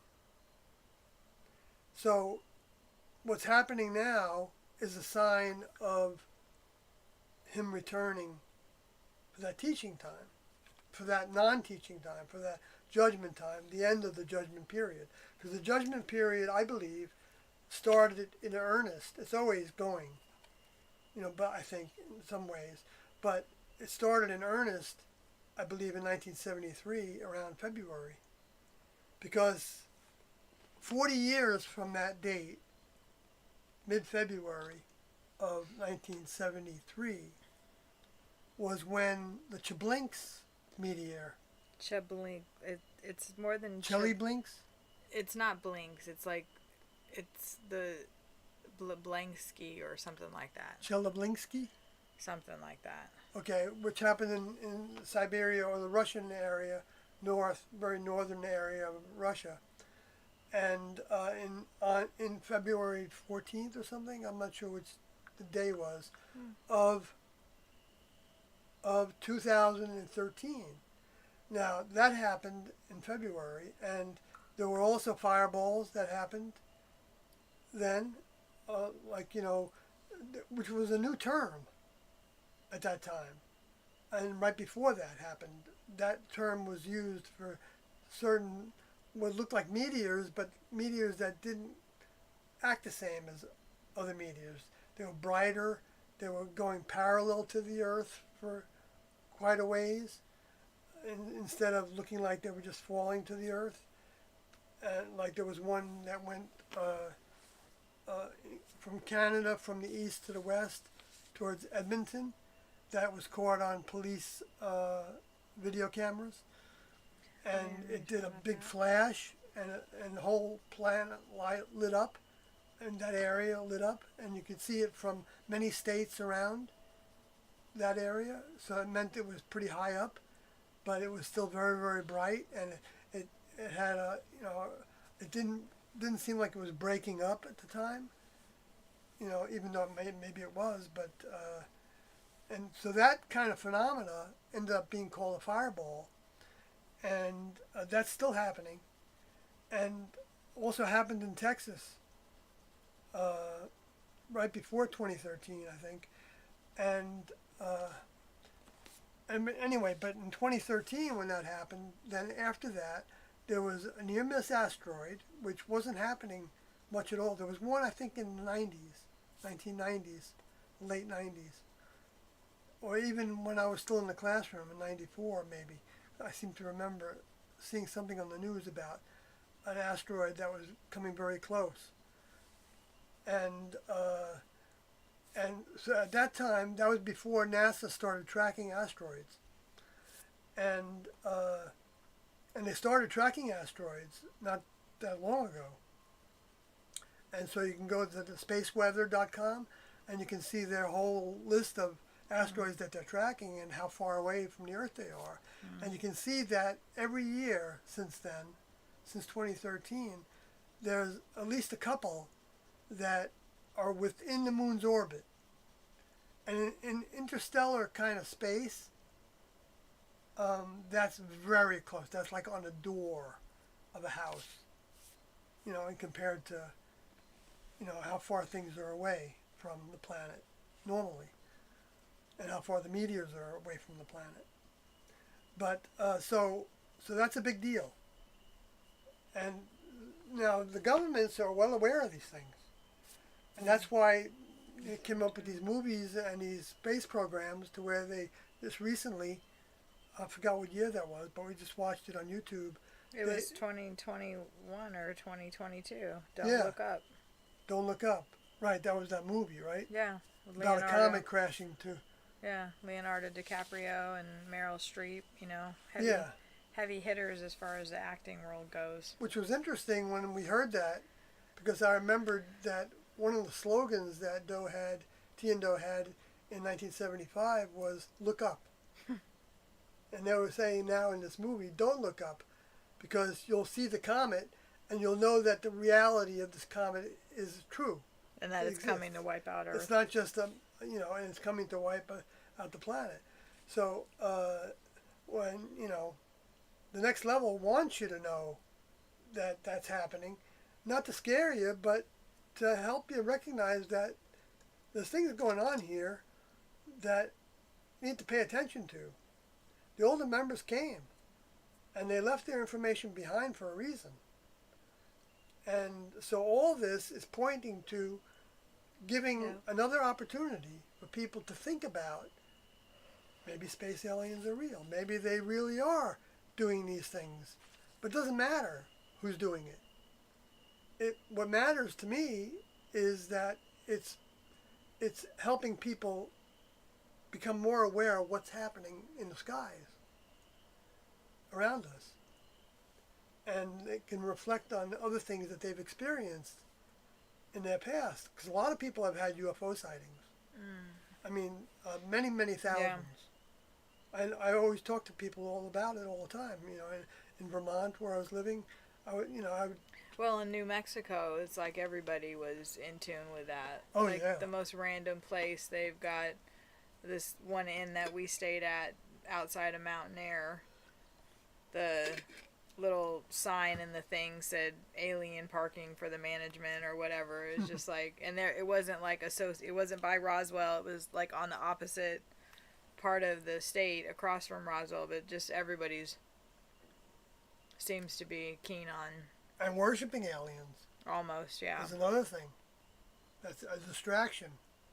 Well, and that they're like spiritual guides and, you know, can receive wisdom from them. And I don't doubt that there aren't, you know, certain space races that are, you know, imparting whatever. Sure.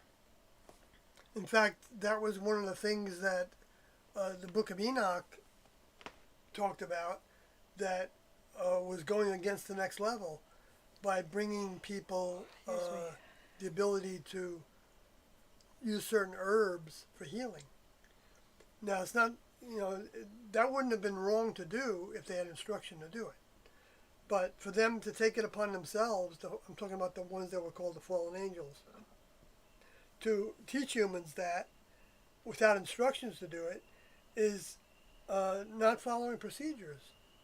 Because humans are given things according to the next levels program. And you can say, well, why wouldn't the next level want you to have herbs to use to heal yourself? Well, maybe they want you to ask the next level for help. Or maybe there's some kind of side effect that we don't know about until later after you ingested too much, or who knows what. Yeah, but it's, you know, it's the thinking that, you know, in other words, the next level can't have individuals in their ranks that are going to try to come up with their own solutions to problems, even though that doesn't make the members of the next level robots in any way. Think about all the humans that have instructions to behave a certain way and do certain things for the military and for corporations, and you know, we have instructions, and if you don't follow those instructions, you could lose your job, right? Because you're not following the program that's been given.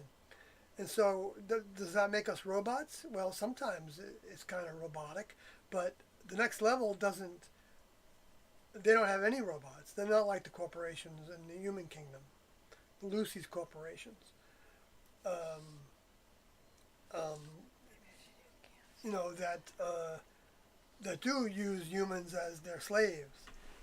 There are no slaves in the next level, but the next level members, they want to be a slave to their older member, not because they've got some, you know, stupid idea that, you know, they want to flog themselves or something, you know, into submission. Somebody does need to submit to the next level's authority. But it's willingness to do it. It's wanting to do it because you recognize. It's like, let's say you had let's say you were an apprentice to somebody that was a brilliant scientist. And you want to be exactly like them. You want to do everything you want to learn everything you can from them. So when they give you something to do, you're going to want to do it. That doesn't make you a slave. That doesn't make you something lesser because you want to follow somebody else's lead.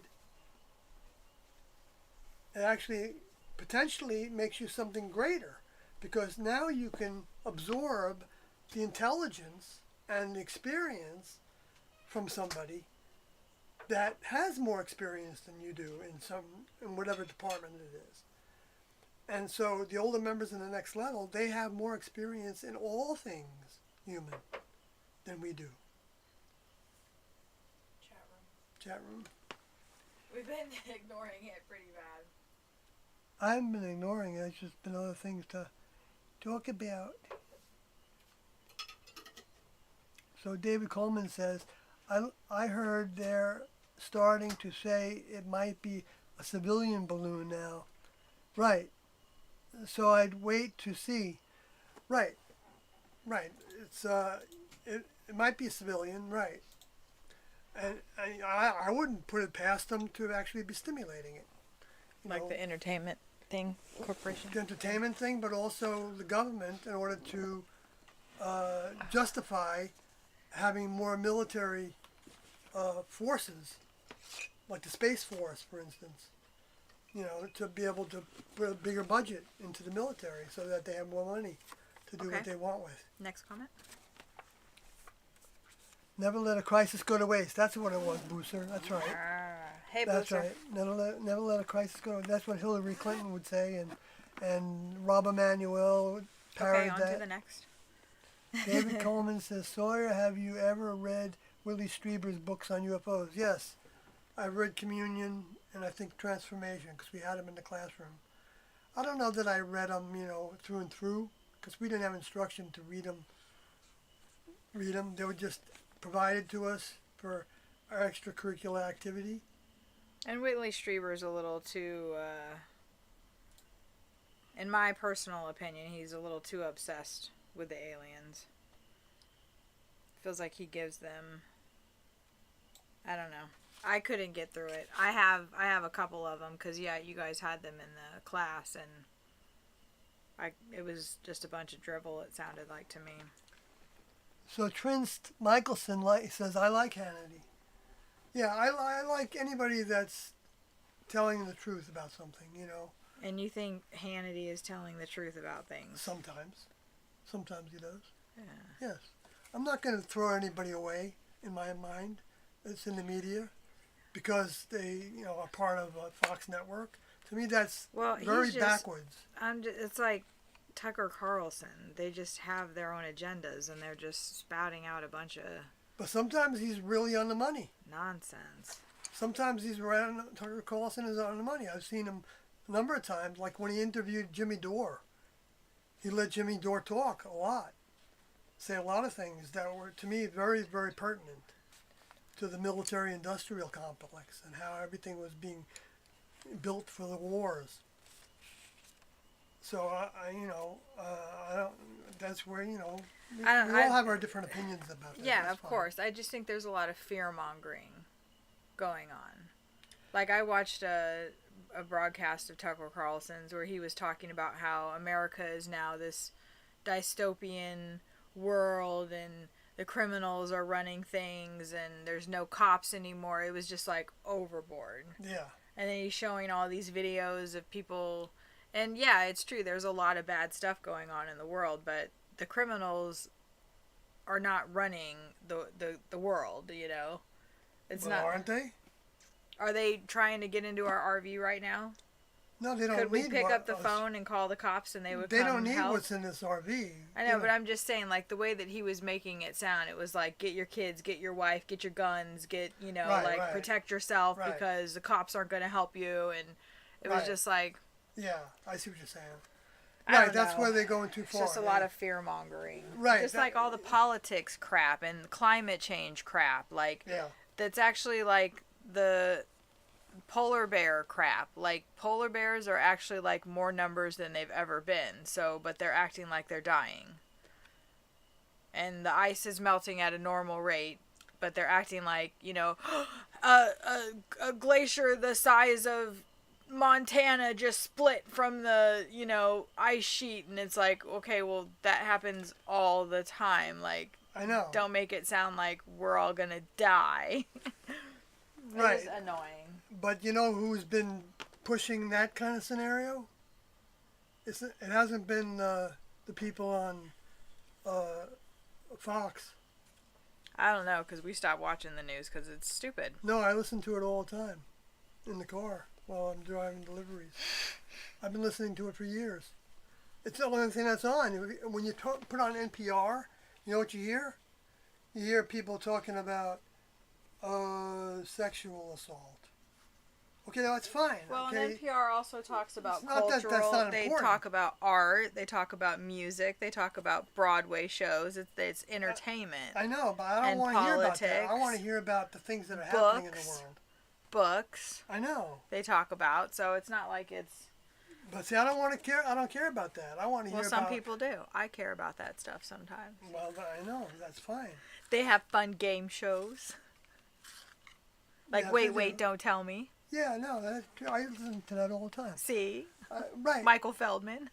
Whatever Yes, the hell his name is. I keep on noticing that. Well, maybe it's also to do with who's in power. You know what I mean? Since the Democrats have their power in place with Biden and their administration, and since they. Yeah, but before it was all a bunch of. Yeah, the Democrats this, the Republicans that. Like when Trump was in power, like Greyface was saying, everybody was empowered to be racist pieces of shit when Trump was in power. It's like, oh, I have a free pass now to be a dick to everybody who's not white. That's how people took that. Whether that was the intention or not. Some people now. Yeah. And there was a lot of Confederate statues that got pulled down, but we see it in Savannah. Everything is, Confederate. We don't see flags anymore up, but I bet if we drove around in the country, we would.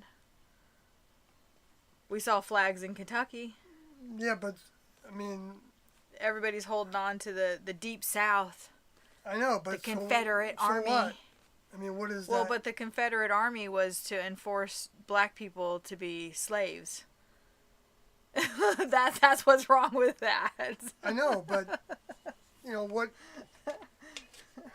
Okay, so fine. It's just a mentality of hatred and negativity towards your fellow human being. Yeah, I know, but you know what Doe said about racism and stuff, right? Well, yeah, I know, but nobody else does. Know what Doe said? Right. The Republicans, Trump doesn't know. I know, I'm not in favor of Trump. I know you're not. I'm just saying, the narrative, to say that the Democrats, everyone's pushing a certain narrative. And yes, the Democrats are pushing climate change, world in crisis, this, that, and the other. But look what happened under the Republicans. Like, we had... Wars. And death. Yeah. Which is still going on to this day. But we had riots. We had COVID. Well, but I'm COVID not saying that was the Republicans' fault, but I'm just saying, there's that all was these the medical narratives. community that, the CDC and all that. Well, and I can't help but think, when you think Chinese spy balloon, I read some article that was like, are they carrying COVID? Are they dropping, this on the population? Are they dropping something else on the population? The problem with that is that that's always been possible. Right. Think of all the flights. The water supply. Well, and the Ohio Ohio train air flights from China to the United States. How many planes go from China to the United States and back? Okay. Like BP Earthwatch engages in that. Are they gonna? Crap. Right. See, on both sides of the coin, get your kids, get your wife, get your kids, get your wife, get your guns, get your prepping material. Right. Right. Don't let anybody come on your land. Shoot them because they want to take your stores. That's right. That's right. It's like, calm the fuck down. Like Jason Holick says, you're talking about Alex Jones. And yes, that's who we were talking about, Alex Jones. No, it wasn't Alex Jones. That's who I was talking about. Well, no, I'm talking about the guy that was on Fox News. And he would stand, maybe it's Glenn Miller. Glenn Beck. That's what I said, Glenn Beck. Yeah. He would stand in front of a whiteboard and he had all these oh, I never watched him that much. Things that he would be tracing back to the Clintons or whatever. Yeah. It was just Well, see, I watched a lot of Christians doing that kind of thing too. And like the Van Ippies, they would go on TV on satellite TV at the time. We were watching them in the classroom, and Jack Van Ippie would his wife said next to nothing, but she sat next to him. But he would go through the book of Revelations and show you how everything's already taken place. And he'd go through the wars and the countries and who was leaders and how it matched this and that in Revelations. And he went through it like he knew it all. And he was totally wrong on most of it. Because he didn't have the mind to actually see what was happening. His interpretation was totally wrong. But there's many Christians that think that the revelations took place. Jesus already came back a long, long time ago. Thousands of years ago he came back. And they will they will talk to you about the few pieces in the Bible that give that indication as possible. And that those become then big pivot stones for that belief. And so he's not coming back again now. Anybody who says that. So yes, all manner of thinking is happening. And Daniel was saying, have you heard of David Icke? And of course. And David Icke has had some really good things to say, I think. And he's had some things where he's way off track, in my opinion. And when he's talking about the lineage of families, I think that's genetic heritage. I think that's true. That you see the presidents, in other words, it's like there is a relationship with the genes, with families, that end up becoming leaders of the world. Right. Because the space aliens are actually taking control of those individuals and grooming them to be the future leaders. And that's from Tiendo's mind that's happening. And so David Icke was pointing that out in the way that he would say that, look at Hillary Clinton's eyes, there's an alien in there. So, see, I don't think of that as a reptilian inside of her any more than the way that a soul, that's a space alien soul, when they're influencing somebody to do their bidding, is inside that individual. And that's the way that it works with next level mind as well. When we're doing the bidding of Tiendo, we've got part of their mind inside of us. It's actually, we're taking it in. It's it's a substance. It's got physicality. It's got power. It's got force with it. And so, can you see it in their eyes? I don't know. They say Doe blinks a lot. It doesn't blink. Or doesn't blink, yeah. Right. Which is, to me, that's ridiculous. But, people focus on what they want to focus on. Okay, more through the chat. Because maybe we want to watch a movie? Sure. Rest in peace, Rush Limbaugh. Yes, in general, like, I could listen to Alex Jones sometimes a little bit. And then it would be like Kathy was saying, it gets too much because start that talking whole about Parkland shooting thing, and he was going to the graves and pissing on them. I know. Like, that is terrible. Yeah, it's pretty pitiful behavior. There's no reason to be doing that. To go to the fathers and the mothers of those kids that were But let me say something to you about just not to Sorry, you, but about about COVID. Not that I'm going to get into trouble with anybody for saying this, but today on the news, I lost a channel that I generally listen to. That's a talk channel with Hannity on it and stuff because we get it too far away from Savannah.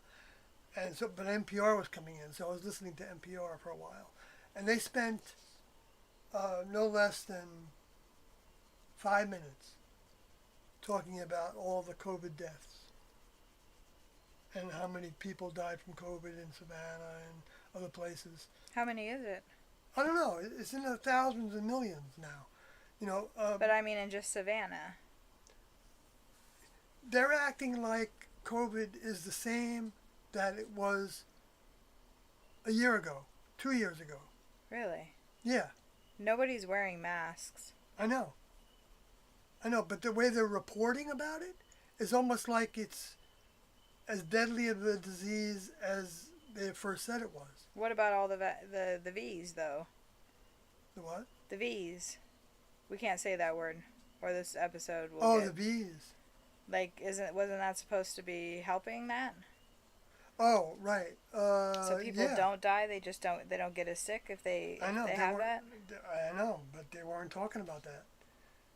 They were just giving the statistics of all the people that had died and were sick because of, and they were just labeling them all as related to that. Huh. And so that was NPR, and that was the same kind of crap I was listening to on the news. All the whole time that was happening. Right, in 2020.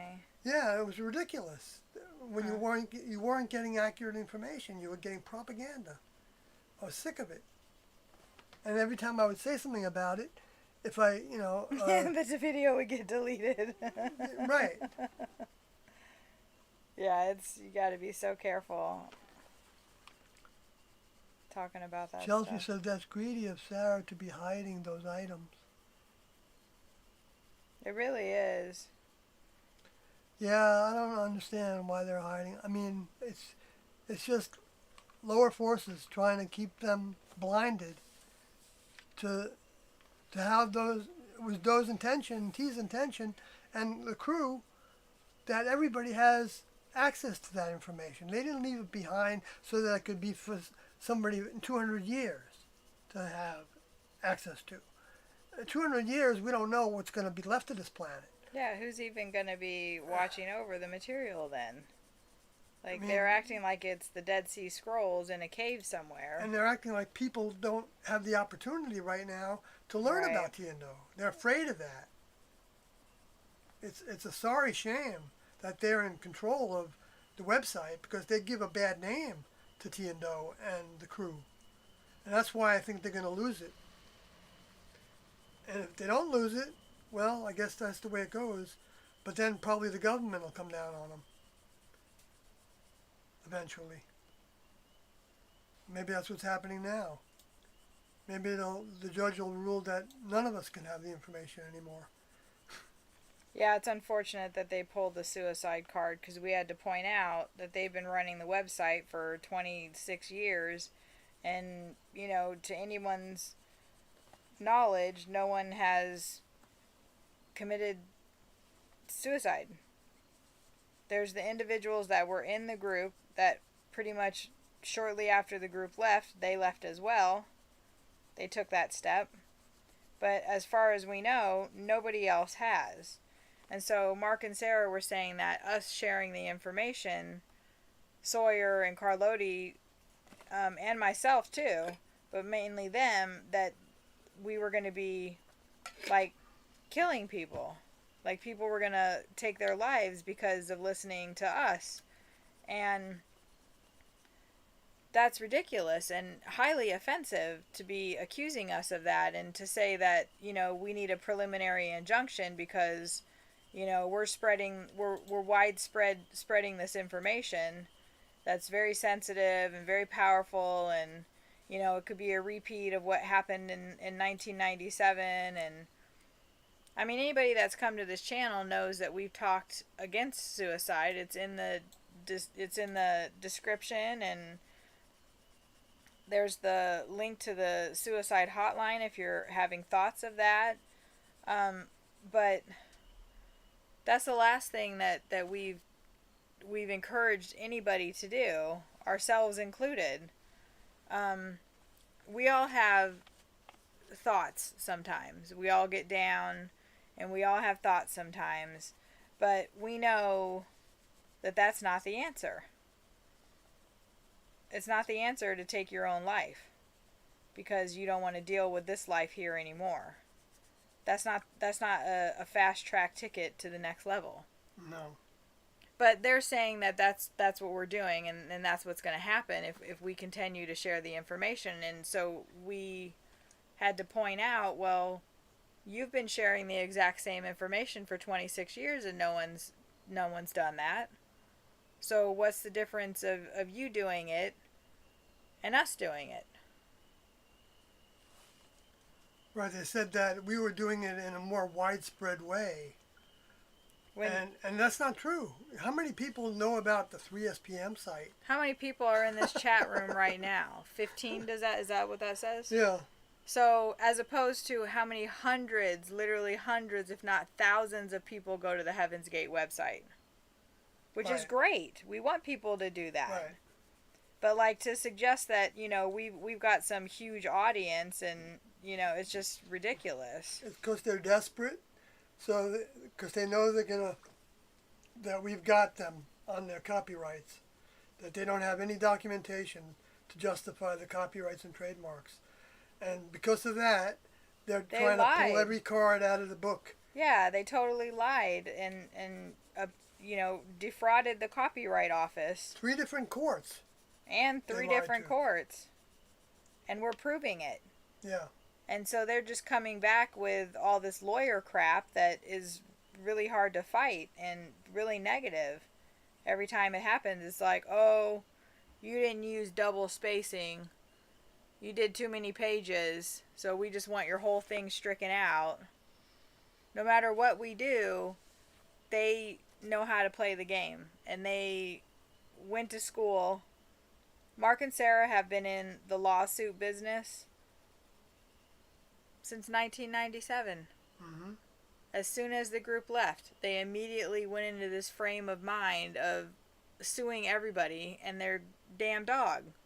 It's the craziest thing. So that they could have all the power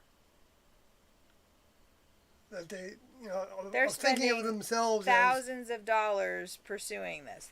Literally thousands of dollars suing us. Hundreds of thousands of dollars. Yeah, like, don't you want to do something else with your money?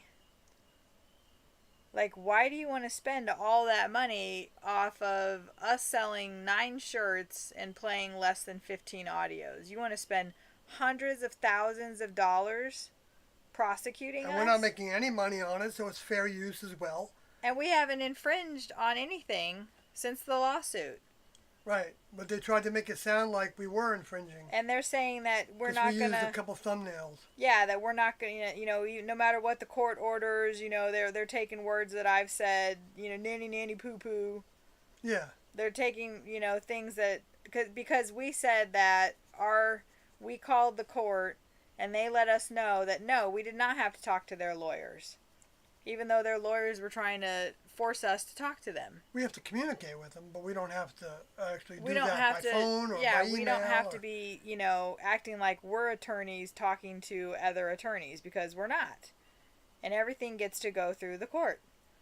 We don't have to email them. We don't have to call them on the phone like they asked us to.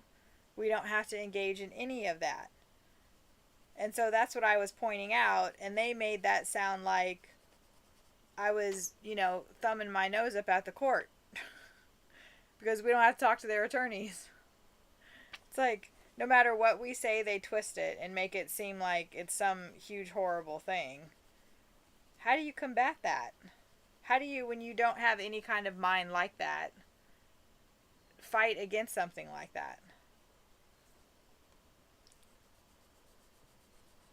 I don't know. We're trying to figure it out. It sucks, though.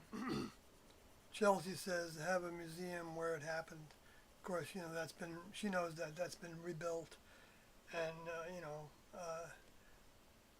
I don't really want to talk about the museum idea anymore, unless you do. We kind of addressed it a little bit. Yeah. Oh, and that was a comment from a while ago. So. Yeah. Okay, oh gosh. Don't skip stuff. I'm trying not to. This is why we need to... maybe I should start moderating the chat again, so we don't get so far behind. Yeah, you should. Let me but just then sit you here got like mad a lump at on a me. log. But then you got mad at me. No, because you wanted to talk about certain things, and I was trying to move too fast through the chat and stuff. Well, sometimes that's the case. Yeah, so then I decided I wasn't going to do it anymore. Well, it shouldn't be all or nothing, baby. You know how I am.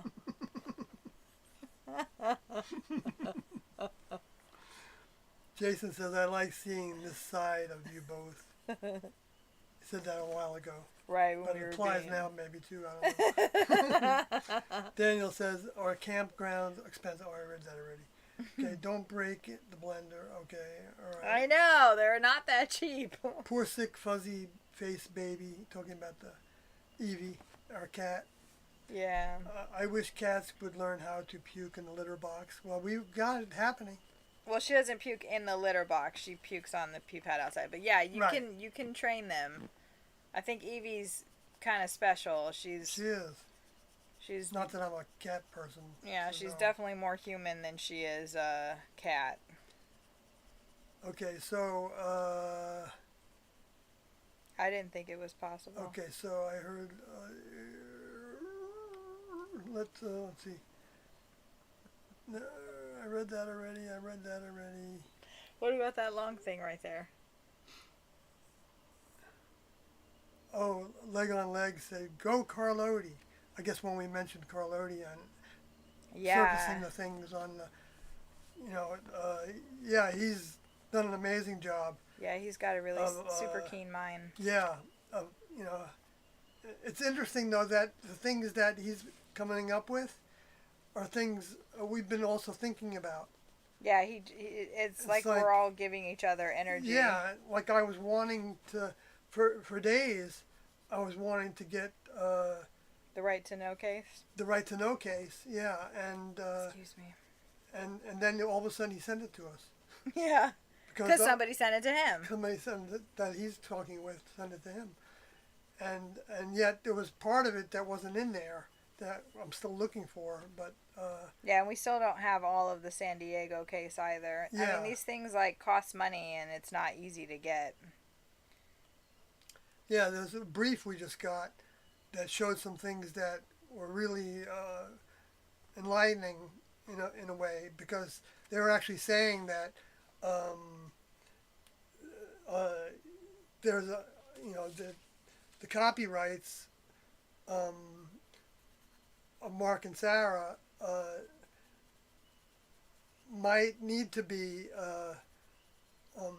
not debunked, but that there could have been some fraud involved in them. And actually saying this in the brief that their presentation of them, there was some illegality with that. They didn't some even fraud. have they the used material. the word fraud, actually. They didn't even have the material when they copyrighted it. Right.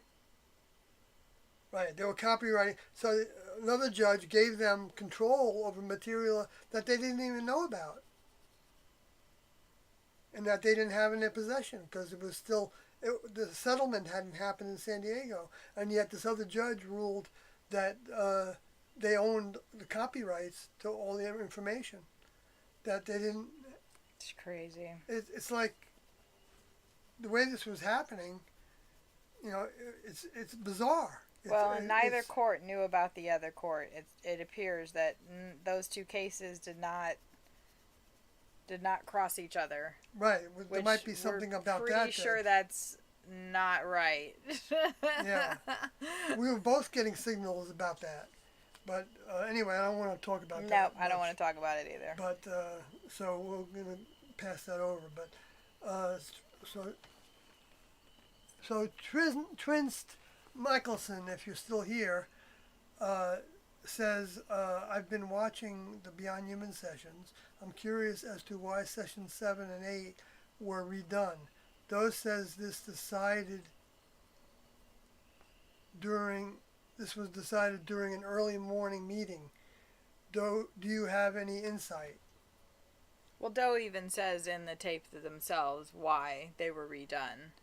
Right. Maybe it wasn't clear, though. Do you want to? No, you were the one that was right there. I know, but you know what he said. You've read that and listened to that tape probably 10 times.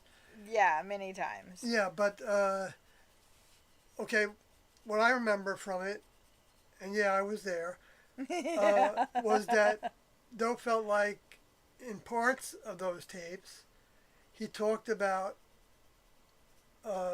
himself, his vehicle, and what his vehicle was doing before he was awakened with T.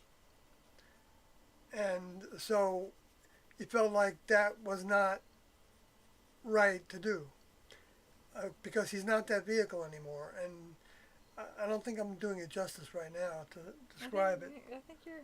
Okay. It wasn't, like, I don't think it was any more specific than that, but it shows how Doe wanted to be the best instrument he could be for T's mind, T outside her vehicle at the time, and that he didn't want to be putting any focus and any time on what happened to him before he started the task with T. So, not that he was hiding anything, but it just wasn't pertinent information to the task. There's other tapes where they're just meeting amongst themselves. The Beyond Human series was for satellite. It was for the public. Mm-hmm. So I feel like you guys had a very... And we were just listening to tapes talking, Doe talking about doing the Beyond Human and what they were going to talk about and how they were going to present their information and the words they were going to use, and you can hear paper shuffling because they're taking notes and going over everything. But the Beyond Human was for like entry level. Like these are the basic tenets of the information we have to get out. The meetings are private.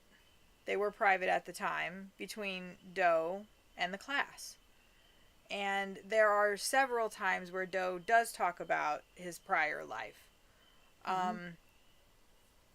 And about the time that he and T spent together, like their prison time, their driving on the road time. One time he's talking about they had so much information coming in, and he was setting up their vitamins. Like they had a process that they would do where Doe would, get in the back and T would be driving, and Doe would set up the vitamins, and T had vitamins that she took and Doe had vitamins that he took. But on this particular day, his mind was just so overcome with everything that he was receiving that he actually took T's vitamins and then gave her his. And he did that not once, but twice. And maybe even a little bit more, because that particular day they were getting so much information. But just to hear him talking about like T driving the car while Doe would be in the back seat, like they had the cup, they had the water, they had the pills, and like I'm just like visualizing him doing this. And then when it was T's turn to take her vitamins, like Doe would drive and she would take her vitamins. So it was like, that's very mundane things, but it's about like their bodies, their physical being, like you're taking vitamins to replenish your vehicle. And that struck me. Like there's many times where he's talking about just them and their vehicles, but that's with the students, that's not with the general public. Right. And what good point. Good distinction. Yeah, in tape 7 and 8, I believe that what he was recounting like past experience. Doe has talked about how before he met T that he drank. He wasn't an alcoholic by any means, but that he drank, that anything to escape this horrible corrupt world. And maybe he was recounting something like that, and then they would watch the tapes back and he would realize that's not from T's mind. I'm speaking about my vehicle, not my mind that I was given from the next level, not my older members' mind even. Right. So this doesn't need to be going out to the general public. This is muddying the message that we're trying to get out to people.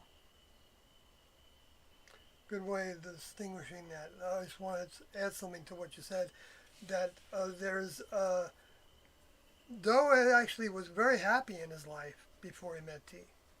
I mean, I'm not saying totally happy. I mean, he said about a year before he met T, his life started to fall apart. And he was looking for somebody that would be a companion. He wanted like even the relationships he had with people. That would be platonic. Yeah, he wanted a platonic relationship. Yes, but he also wanted exclusive relationship. Mm-hmm. Yeah. In other words, you're not having a bunch of different partners and stuff like that. And so yes, he had his certain battles that like everybody has, but in general, he had a good career.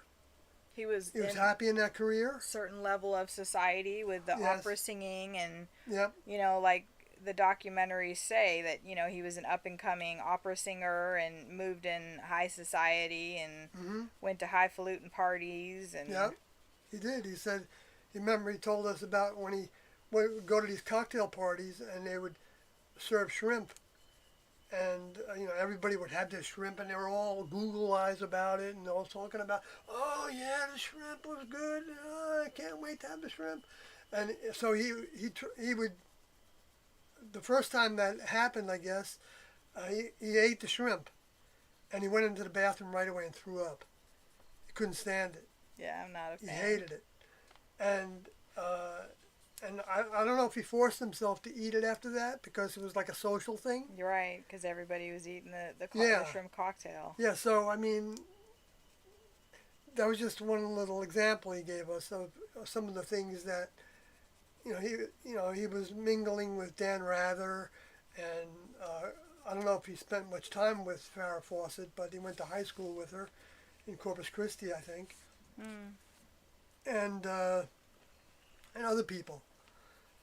So, he wasn't like hating the world that I was aware of. I'm not saying he didn't know, hate a lot, some of the things that were happening in the world, but I didn't get that impression that was his focus. And T felt like he picked a vehicle that got into the world to the degree that it did, with success and what's up? fame, and I guess he was financially okay. He had a really nice sports car, and so he was doing well. But that also got into a lot of things in the world, so that he could relate to what it would take to get out of those things, so that when students would come to him with problems of being in the world and memories and things, that he would know exactly what it took to reverse those choices and get out of that kind of stuff. That kind of, because that can be very, very anesthetizing, very addicting. When you get famous, I'm not famous, so I don't really know what that's like.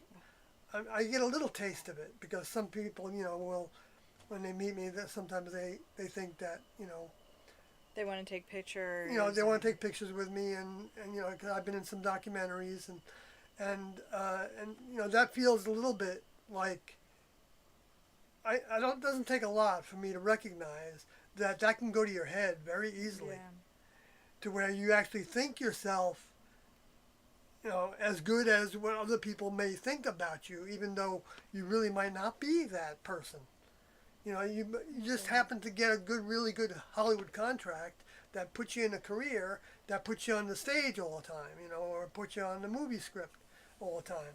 And to where you're getting all this money and fame and fortune and the attention of people. And so all of a sudden that builds your ego into something. And so no doubt that Doe had a big ego to deal with. And he even talked about that with T, that T didn't seem to have that kind of sophistication,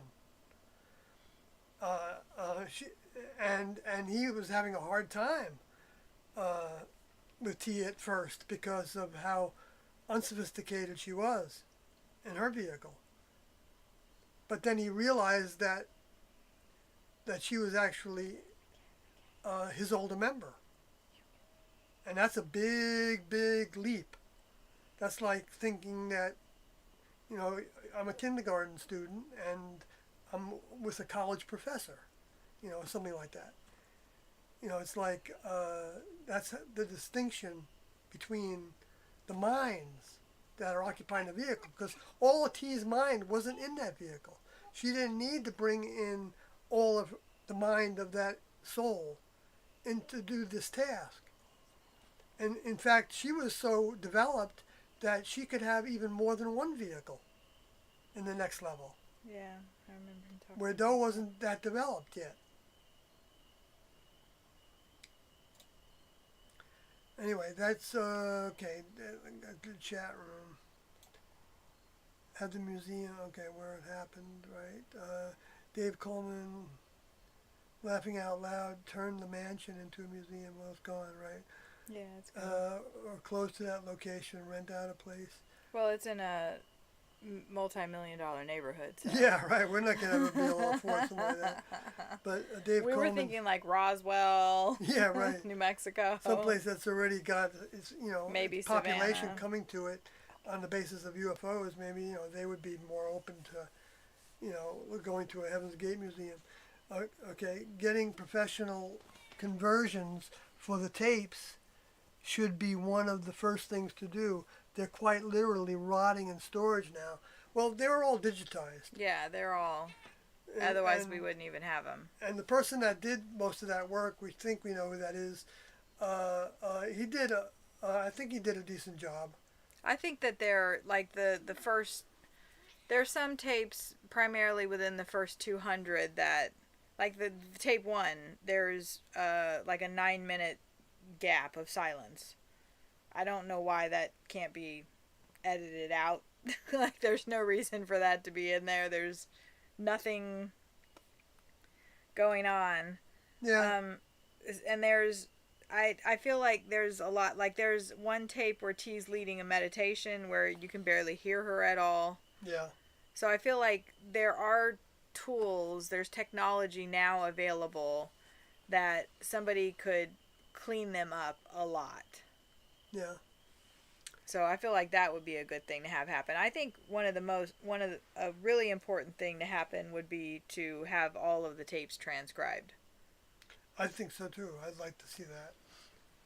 Not just by a computer program, by No, somebody because that they can't hear it. can actually, proofread it, because of how you don't want to make any mistakes with that. That's a big task. Yeah, we started to do that task in the classroom. And I'd like to know where those transcripts are. Yeah, because I did a bunch of that. We had machines that they bought. We had like 3 machines that were transcribing machines. You could slow them down and speed them up. Yeah, see, so those you can stop transcripts them are easily. somewhere.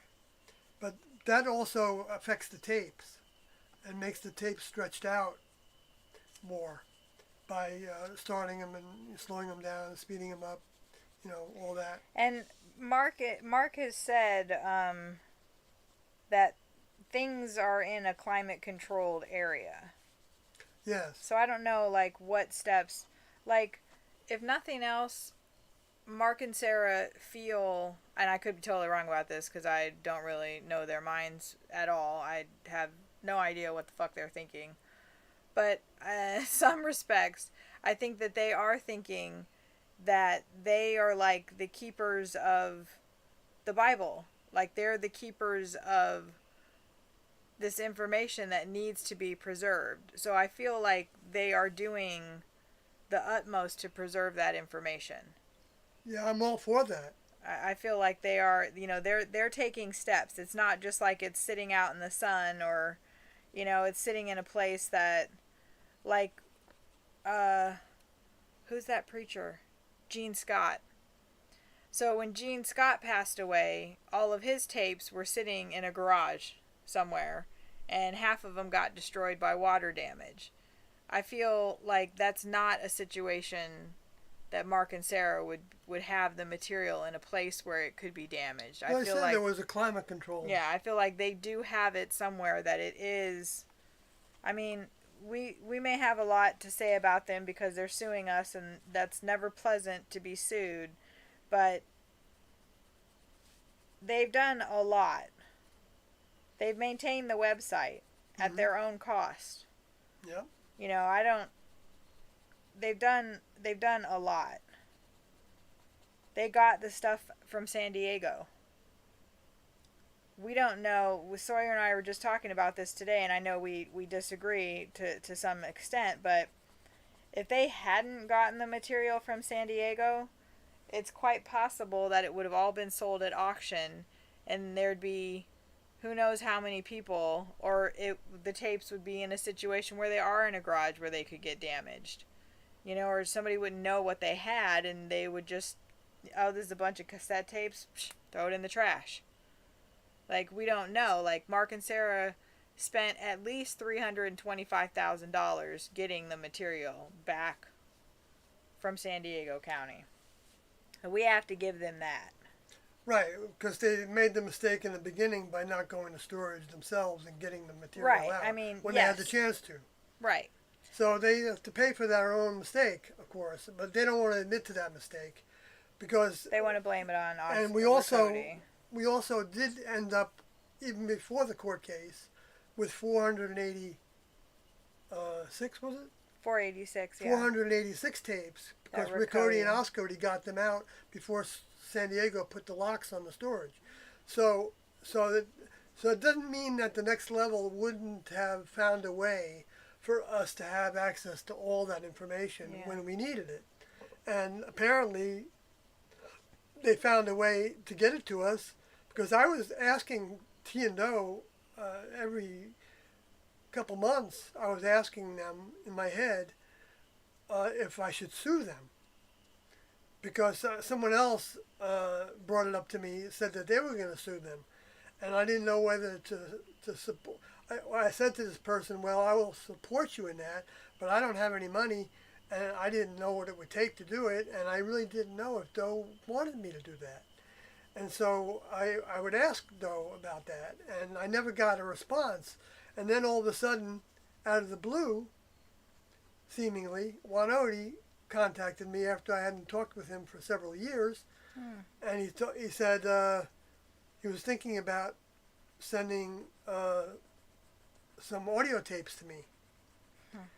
And he said, you know, in his mind he had some conditions on him. He was a little bit not sure about it, but he had listened to tape 149 and he realized that T&O didn't want them just sitting in storage. And they wanted them shared with people. And so he knew that I was, you know, against keeping them in storage, keeping them away from people like Mark and Sarah were doing, and for the most part. And so he got in touch with me, and then it took him maybe about a month of thinking about it. And then one day he said, I'm sending them to you, and he sent me a thumb drive with 900 and something digitized tapes on it in MP3 format, because they wanted to keep them, you know, small enough format that they could be shared with people, but more easily. And so, you know, I gave that thumb drive, a copy of it, to Carlodi, and then Carlodi posted them. So that's what started off the ire against, like, Mark and Sarah were like at wit's end with Wanodi. They felt like he disobeyed what their instruction was, that they just wanted to store the tapes offshore, and now Wanodi's got the website heavensgatealso.com, which we have nothing to do with. But yet they were trying to make it sound like we were promoting that website. Well, we have promoted that website. Yeah, we have talked about it. But that's not a crime. No. And Wanodi was given that website. Right. Along with the Heaven's Gate website as well. By a packet. Yeah, so, you know, but what is a crime, which should be a crime, is that Mark and Sarah are trying to have that website taken down as well, and saying that we have to do that, which we have no control over it. So they're, in essence, not even in essence, they're trying to bring in other defendants to this case. Right, without having to name them. Without having to name them, and without having, like, they need to sue Wanodi. They need to sue Heaven's Gate Database They need to sue the archive.org. If they want to, I hope they don't. Because none of those people have anything to do with us. Right. And just because we're saying that you can go to those places doesn't mean that we put those things up or we have any control over them. But they're trying to make it sound like they do. And if they get this preliminary injunction, they want the judge to, you know, go to these sites, go to the, you know, like whoever hosts the internet, the archive.org site, and order them to take that material down. Well, that has nothing to do with us. Right. They need to spend all of their money for the rest of their lives suing people because they don't want the information to get out unless it's from them. I don't know why they would spend their hard-earned dollars doing this. It's beyond me. Like, if I had $300,000 to blow, I sure the fuck would not blow it suing anybody for anything. I'd be in the fucking Bahamas. Actually, I'd be in Europe. I would not be wasting it, like, suing people. Like, what the hell are you doing? Why would you waste your money on that? Especially somebody that was in the group for 19 years.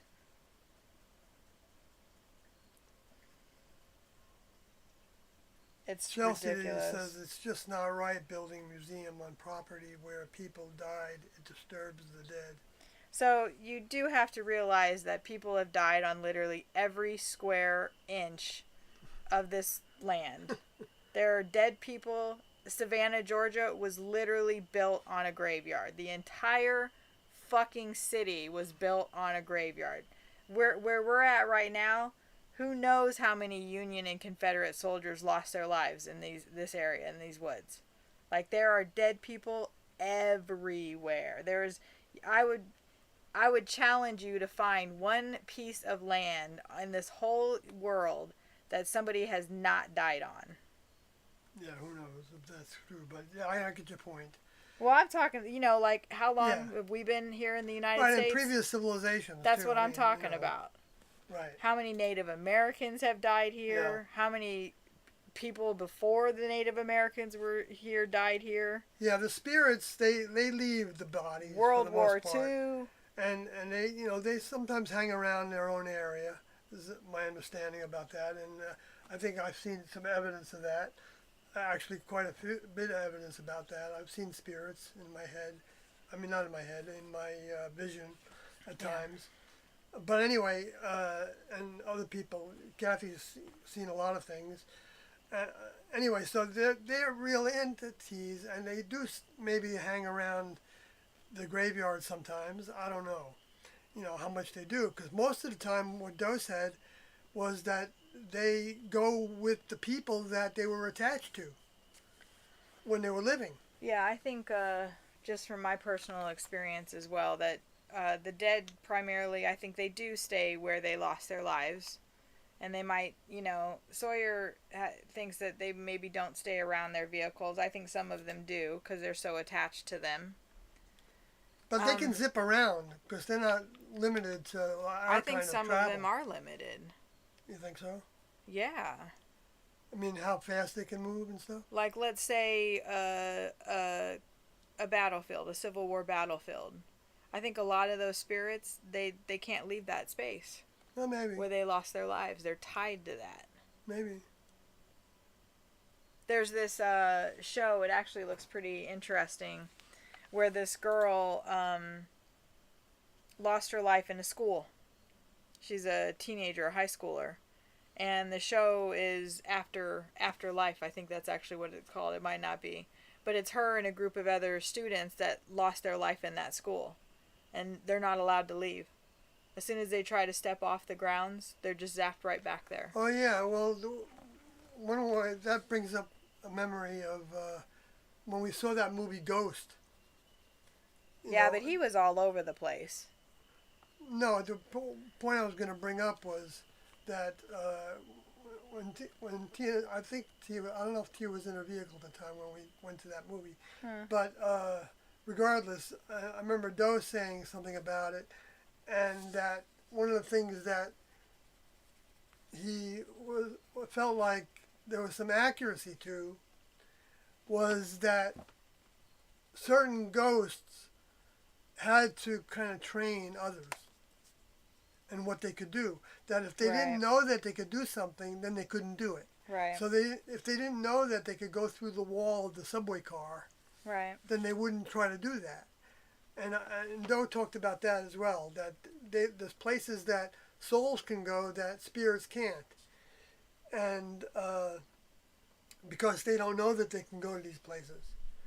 It's like, being able to see a door where another person doesn't see a door. Right. So that's just a little point of view in that. So that can kind of correspond to what you said. Mm-hmm. And maybe it has to do with how you die and all things like that too. Whether you're attached to staying in that spot, you might be like freaked out. Right. You don't really. I think a lot of them don't even know what happened to them. Yeah. They're just stuck. They just got blown up or something. Mm-hmm. Or car accident. Yeah, I felt that vibe. I feel that a lot driving. Like I'll just all of a sudden be really sad, and it's like somebody died here. Yeah. Somebody died on the road right here, and then sure enough, I'll see a cross. Yeah, I watched somebody die on the road. I mean, I didn't see them actually dying, but they were on the middle of the road, laying on the pavement with a sheet over them. Yeah, totally. I've seen that too. And I drove right by them in the next lane, and I felt like I could hear the spirit like screaming. It was very eerie. Yeah. I was in the classroom at the time with other class members. It's pretty traveling sad. to Texas, I think, from Colorado. But, so yeah, I can identify with that vibration.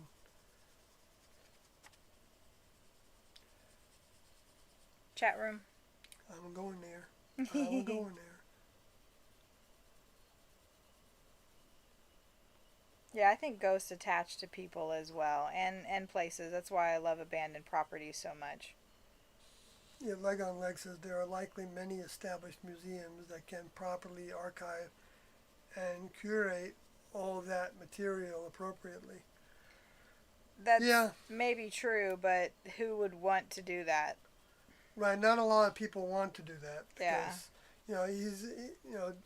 Doe has been made into this evil person. And, I mean, I know it's become part of pop culture, at least in England and other places, to some degree. But it's there's a limit to how much people really want to get involved with it. Yeah.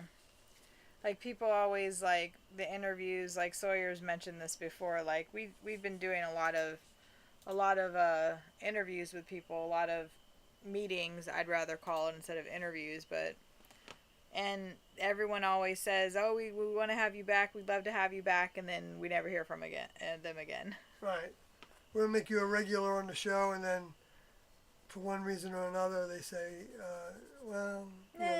they just don't call us back, or they're just maybe a little too out there for us. Yeah, because, see, the thing is that part of what happens, I believe, which T and Doe talked about a lot, is that when they were present with somebody,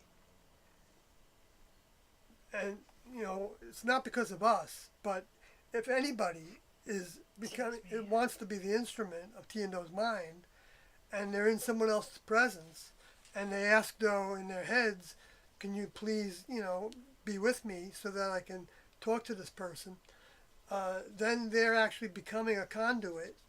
Doesn't mean everything they say is from Doe or T. It doesn't work that way. It's not like a channeler. But potentially the strength of their mind is with us at that time. Yeah. And that affects, that kind of pushes the influences away that would like be in somebody's head saying, this is a ridiculous story, I can't believe anything about this, or all the thoughts that they might have about this story kind of can take a back seat. And then when we leave, then all of a sudden those influences come back and say, how could I have thought that I would want to have them again, Plus we're super charming and nice, so. Yeah, I guess so, maybe, I don't know. But, I don't know about that. No, so I think people think, oh yeah, they're great, they're whatever But then there's other appealing people too. They end up talking with other people and their producers and stuff, and then they say, well, okay, but they this is really. clearly are Do we really want to advocating. promote them? Right, they're actually. exactly. Yeah. You know, They're like, oh. that happens all the time. I think there's kind of a measure of, do they really believe what they're saying? And then when we sit down and start talking, they're like, yeah, they really believe what they're saying, and whoa. Yeah.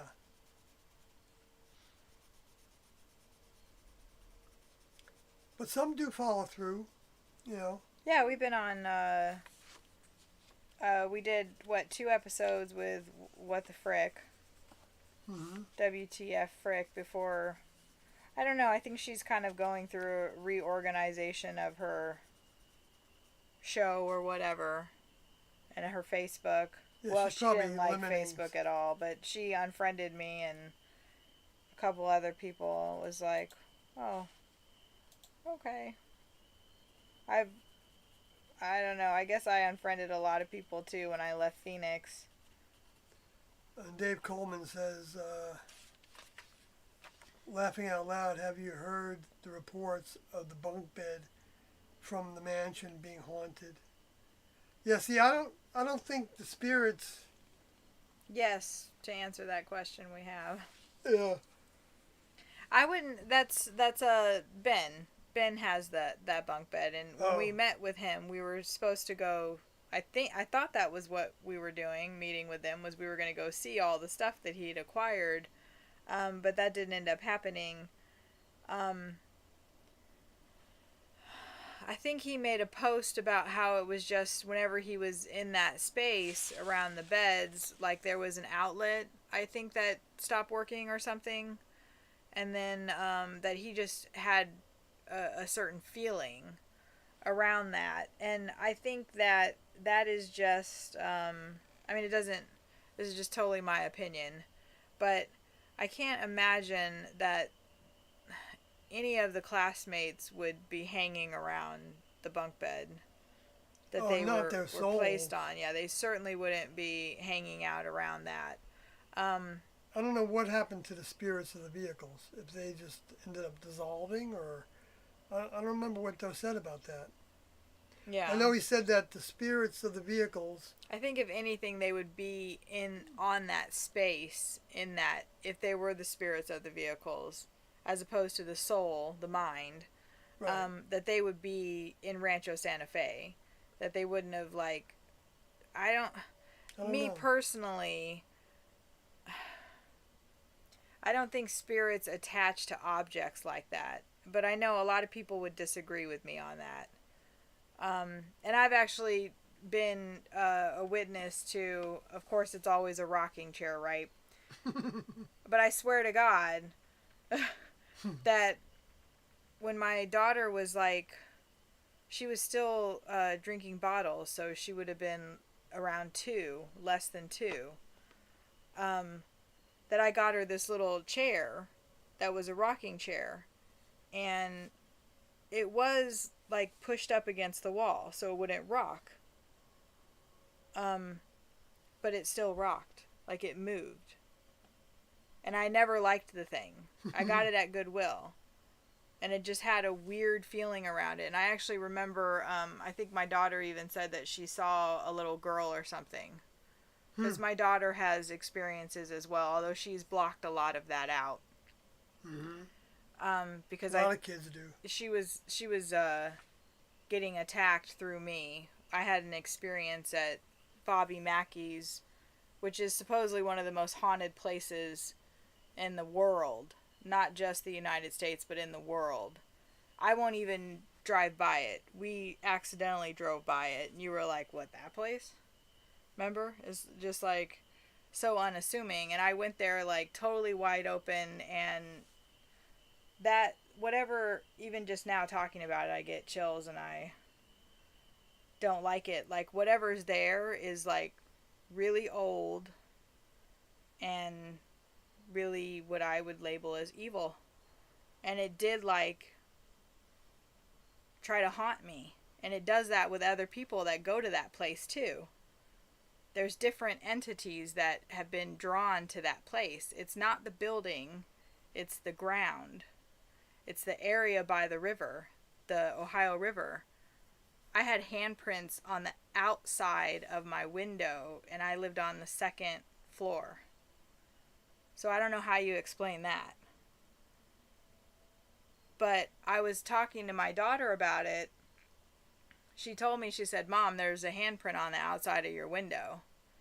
And it did look demonic. Like the fingers were really long and you could see like nails. And then she went into her room, and then I followed her in, and I was talking to her, and a scratch appeared on her palm. Just like out of the blue. And she was like, get out of here with your witchy shit. And that was when she started closing herself to all of that. But then you heard her ask me, like, what somebody put, she thought somebody put a curse on her, what do I do? And it was like, well, burn some things. Wow. The only way I know how to deal with those things is to get the hell away from Right. Right. Project your mind and then assume that it's gone. Don't wait to see if it's gone or not. Because I've had some experiences of my own with spirits and vibrations. They do get attached. That are very disturbing, and ignoring them is one of the keys. Slamming the door. Right, not giving them, because that's what they want. They want your energy. They want your fear. Mm-hmm. They want your fascination.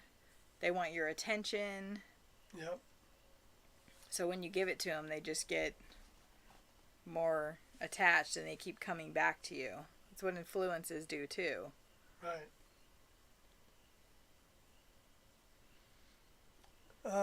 Chelsea says, honestly, Heaven's Gate should be a museum or big reminder for people learning lessons.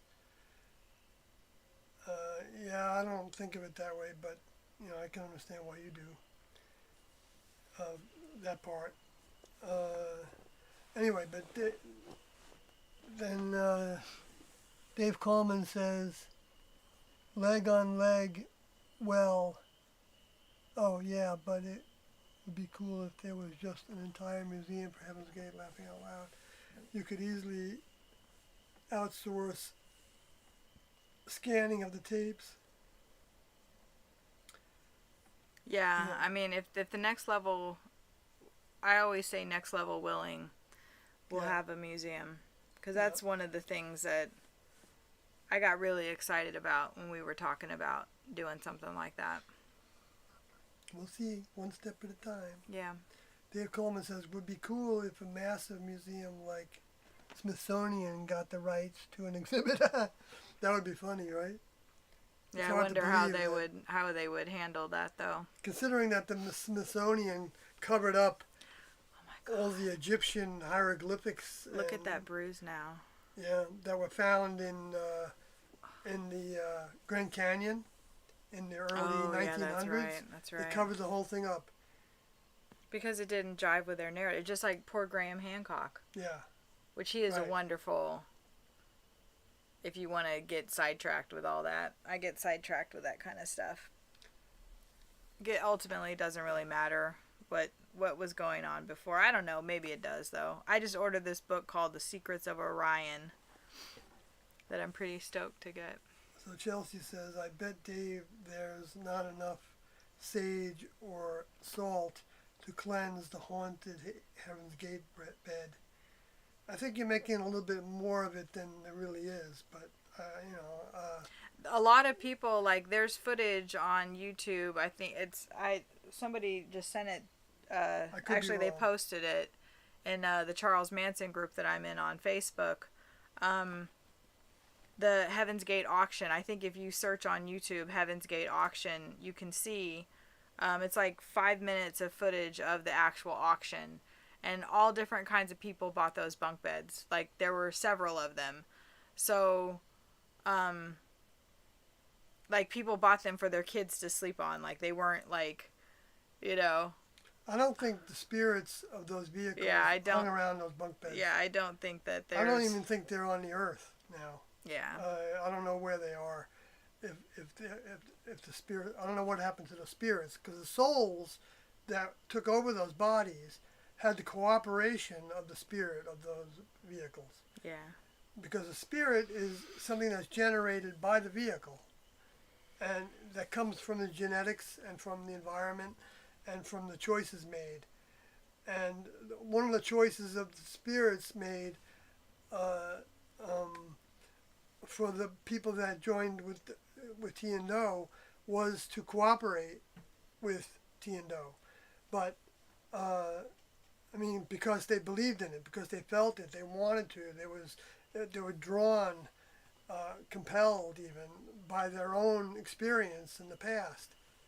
Because we're not just these vehicles, we're minds that, you know, have generations and generations and generations. Everybody has that. Going all the way back to Adam, which started this human experiment. For this civilization. Mm-hmm. And then before that, other civilizations. Chelsea says, my mom had the older black Bible that said you go to hell if you don't follow it. It annoys me. You know what annoyed me when I first started into all the Christianity stuff was like purgatory. Purgatory annoyed the crap out of me. I was like, okay, so we have the Old Testament, and there was like Moses and Abraham and all these guys, tons of Sarah, Ruth, Rachel, all of these like super godly people, but like heaven wasn't a thing yet then. You couldn't get into heaven then. They didn't know about it. Right. I mean, they didn't think about it in those terms. But so when you died, no matter if you were good or evil, everybody went to purgatory. They were waiting. That's what they were teaching. Right. They were waiting. Well, being saved. So like then Jesus came, and then you're saved, and then you could go to heaven or you could go to hell. Like, what happened to all those blokes in purgatory? Well, they got brought back. The souls did. Mm-hmm. For another opportunity. My youth pastor couldn't answer that. He was like, what the hell is this kid asking me? Well, yeah, like, purgatory is not cool, man. Well, purgatory isn't a bad place to be if you're... But it's like in between. You're just in limbo. You're right, literally in limbo. You're not ready to graduate yet. Because they called that, in those days in the Old Testament, Abraham and all, they called it the bosom of Abraham. And there's even a story that Jesus was told when Jesus was around of Lazarus and how... Lazarus? Yeah, Lazarus. Not Lazarus. Lazarus. The guy he raised from the dead? Yeah. Wasn't there like 2 Lazaruses though? Maybe. Anyway. But that he, his soul went to... It was with the bosom, on the bosom of Abraham, is the way they said it. I don't know, but Abraham had a bosom, you know. Okay, the soul, I mean, a guy's got a bosom, right? The soul was on the bosom. A little bit of a bosom, unless they Stop saying gained bosom. a lot of weight, so then they have bigger bosoms. Stop it. But I think what it meant was the bosom meant like the heart. They were being fed by, or the heart, I guess. Yeah, maybe that's a better way of saying it. That they were in the care of, you know, like the keeping of. Right, the keeping of a godly person that had passed away. I don't remember T and Do talking about Abraham in particular, so I can't really comment on what. But I suspect that was a student soul. Well, yeah, he did a bunch of stuff, right? Yeah, he did a bunch of stuff, and he established a bunch of stuff, and like, didn't he write a bunch of the Bible? Or that was Moses that wrote. Yeah, Moses wrote all Genesis that and Deuteronomy and right, Leviticus and Numbers and supposedly. Yeah, right, Genesis, right. Which I don't doubt that, but I mean, I'll be honest, I prefer the Old Testament over the New Testament. I like the language and the way it flows. Like the little bit that we've kind of read, you could tell that I liked reading it. Hmm. You're like, I'll let her continue because she seems to be getting off on it. Yeah, I only read it when I feel like I want to know something that they might be talking about there. Well, we were going back to the, first God created man. Oh yeah, that part in Genesis. And then he created Adam Right. and Eve. So Right. it was like, The second day. Whoa, hold up. Right. Wait Well, a it was minute. actually the sixth day is when he created Adam. But the second day he created man, right? Or something. No, the fifth day, I think. It was The right first before. day was the earth and the firmament. It was like he Second created day this was- whole civilization Right, before the animals Adam and Eve came about. And and the plants. I guess before the animals, then the animals, and then man was, I think, maybe the fifth when mankind was created. Pretty But interesting. that was just a generality. Also, but also referring to, like Doe prior said, that there were civilization. people before Adam Yeah. that were living on the earth, Yeah. previous civilizations even. Mm-hmm. And some of them might have even made it to Mars, with their technology. Doe didn't know if they made it to Mars yet. Well, that's where they came from. Yeah. Okay, moving on. All right. Sorry, we got really... Yeah. I don't know what we got. We got I'd in the also like bosom to of know Abraham. if Neo reached out, but I feel like the answer is probably no. Yep, you're right. The answer is no. He hasn't. No, he hasn't. Chelsea says, I think they are gone. Yeah, they're gone. Yeah, I agree with that. Angie, that doesn't mean that they're not in touch with what's going on here. I think that, like you said, they were the crew that's assigned to this planet. Yeah, As far as yeah. I mean, They that's were why they were replacing- here in the first place. They were Like, replacing the ones that were called the Luciferian space aliens, fallen angels. T is the chief administrator of this planet, and I feel that they're fairly close. Yeah, close. Can be who knows how they're close. Right, they might not even be in the solar system, but... Right, but they can be close with the technology. Yeah, I feel like they could be here at a moment's notice if Yeah, they wanted to. if they wanted to, right? Probably. Who knows, right? Oh, I gotta... So Angie says, Hello, Angie's name is Angie dash number 1 Enigma, Ooh, I like that. alien face. Maybe that was part of the message. She says, hey guys, not a bad thing, but I love drifting off and waking up to your voices. Oh, that's sweet. I'm still recovering from the hit and run tragedy. I'm happy to catch you live. Oh, Wow. I think we heard... Yeah. Yeah, Gosh. we heard about it. So, I got more, like, how cool are these? I can't tell if I can see it. I got to read comments in the Facebook page. How cool are these? We're going to start putting these up in Savannah. It says, T and Doe representatives from the physical kingdom level above human. And we're still, actually, this is the image that we are selling on shirts. So that's a legal sale. yeah, this isn't copyrighted by Mark and Sarah. They cannot. This is a picture from the New York Times or something. We're going to make $1 million with those. Oh my God, shut up. No, we're not. But when you order a shirt, which has that image on it, when you order a shirt, which the information is in the description, but when you order a shirt, there's a series of stickers that I give to people. Or if you order a book, we were extremely blessed by Graveface and to order another printing of your book. That's true. And they've got, like, did she say 600 boxes? No. I thought she said 600 It's boxes. 235 books. So we Is have, that right? it was 250 it's 250 plus plus 35. So 285. And it looks like there's 6 to a case, but we wanted to make sure that we had books available for the March 25th event because we pretty much sold almost all of the ones that Sawyer had left, which when I first met him, he had all these boxes and his ex was giving him shit about it and you're never going to sell those books and now they're all gone. She thought they were, the only thing they were good for was the doorstop. And you would say that, and that's not true. There's tons of good information. I'm not going to lie and say I've read it because I have the man right here and we talk all the time. So yeah, it's too big to read. Well, I was reading a page a day.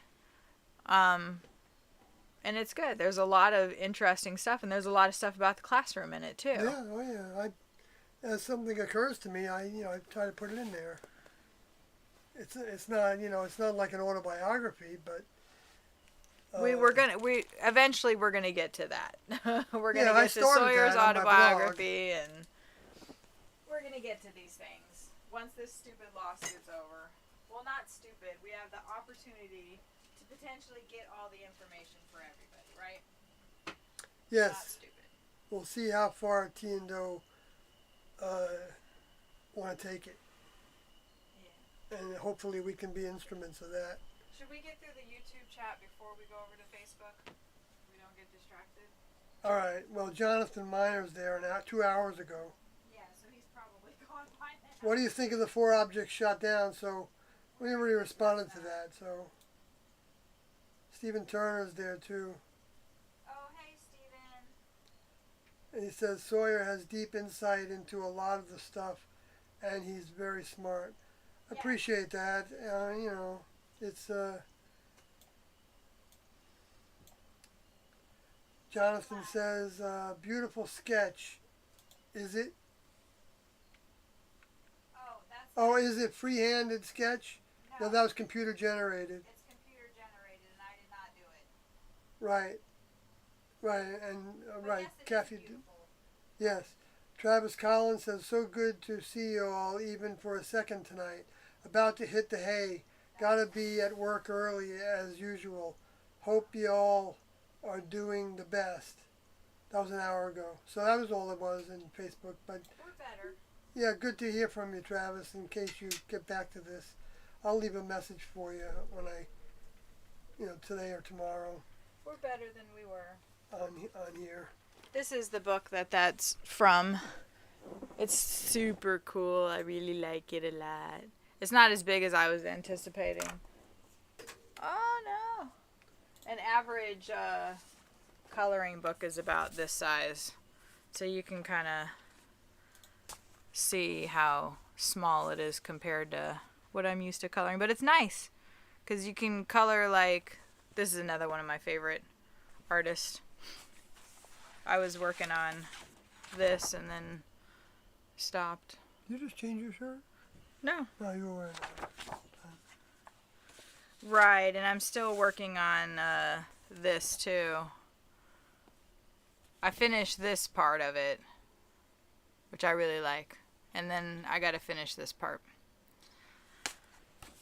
I gotta watch a tutorial to figure out how to color gold. Chelsea says NVM. What does that mean? Never. What is it? Very Where? many. NVM is a saying. Never mind. Never mind. She has it still. It's revised standard. Oh, I see. Version.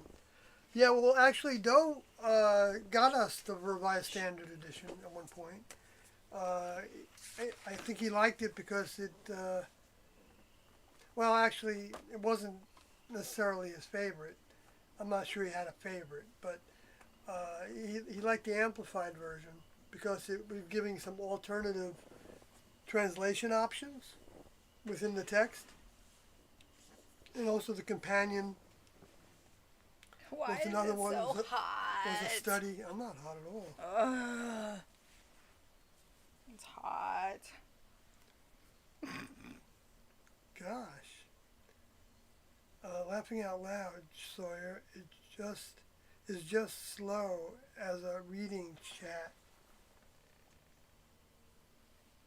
Sawyer is just slow as a reading chat. Yeah, I am slow in reading the chat. Well, yeah, you're not like slow at reading it. It's just Getting to it. Getting to it. Yeah. Yeah. Chelsea says, I mean, buildings crumble all the time from being old. I guess you're talking about, yes, right. I mean, it's 66 outside. All the time, yeah. So Hyper Baroque says, if there was a registry of poopy drawers, I would be on it today. Me too. Okay, a registry of poopy drawers. Okay, Me too. Matthew Carey says, what about partnering with XF to make the movie? He's pretty good at editing. Just a thought. Yeah, he is very good at movie making. What we I don't know if it's coming from me totally, but I guess I shouldn't say we. I wanted it to just be Sawyer and I. And we didn't want to pull anybody else into it. It's too hard to do that. And that might be selfish, but we wanted to just pull on our minds to make it. Or hopefully pull on T and Do's mind to make it.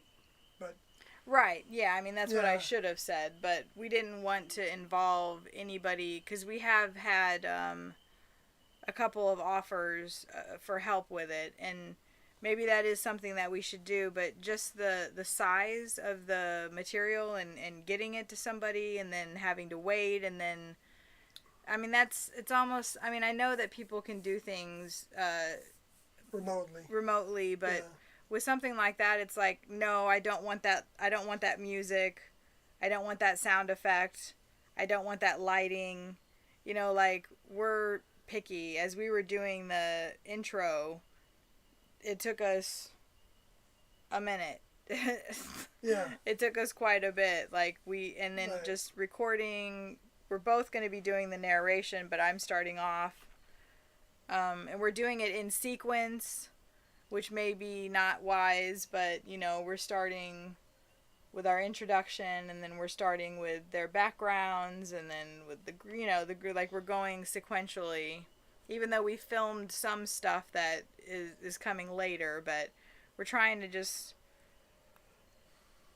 keep within our own means. Yeah, to keep it small, and we want it to be uniquely us. Yeah.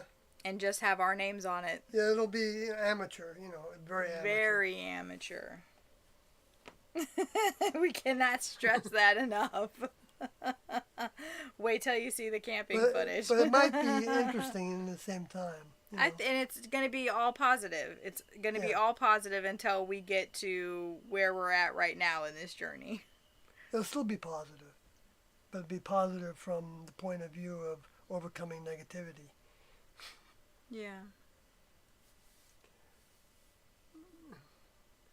Because when somebody takes the position of telling you what you can't say, there's something very wrong with that if you're not actually doing harm to somebody. Now, their argument is that by talking about it, we're potentially harming somebody. But if anybody hears what we say, they're going to know that that's not true. So it's like kind of like it's like it doesn't really make sense that you. We could argue the same thing about them. Right, they've got the Heaven's Gate website that talks. You know, they've been sending people the Doe's Final Exit video, and you know, there's things in there that certainly people can take as a negative, and it's not meant for everybody to grasp it. You know, I mean, until they've grown to grasp it. But, right, that's what we were just talking about. Like, it is a huge responsibility, I think. Mm-hmm. I mean, as it stands now, people can, just like we can access whatever tape in whatever order that we want. And I feel that should be how it is. But like we were saying, like, there's some tapes, the later tapes, that are a little hard to hear. Even as, you know, like, I heard some stuff and was just like, wow, if the media got a hold of that, that would not be good. That could really be... Well, Doe talking about their leaving. Yeah, But then if you listen to the next tape, he says, It's not time. It's not time. But it would be easy to pull things out and sensationalize it and because that's what they do already. Right. With right. the tapes that Mark and Sarah have released to the media. They pull out what they want and then they make it fit their narrative. Right. That's why Mark and Sarah didn't want to deal with anybody when Netflix, after the 2020 doc, really massacred the whole story with lies and deceit and manipulation. Yeah, it was really bad. They really did a great job for their agenda. Yeah, and that's what any media is going to do. Right, but it's not the truth. And that's why we wanted to do a documentary from the standpoint of somebody that was actually there and still believes. And, Right. But see, the thing is that I don't know how to get around it in a way that's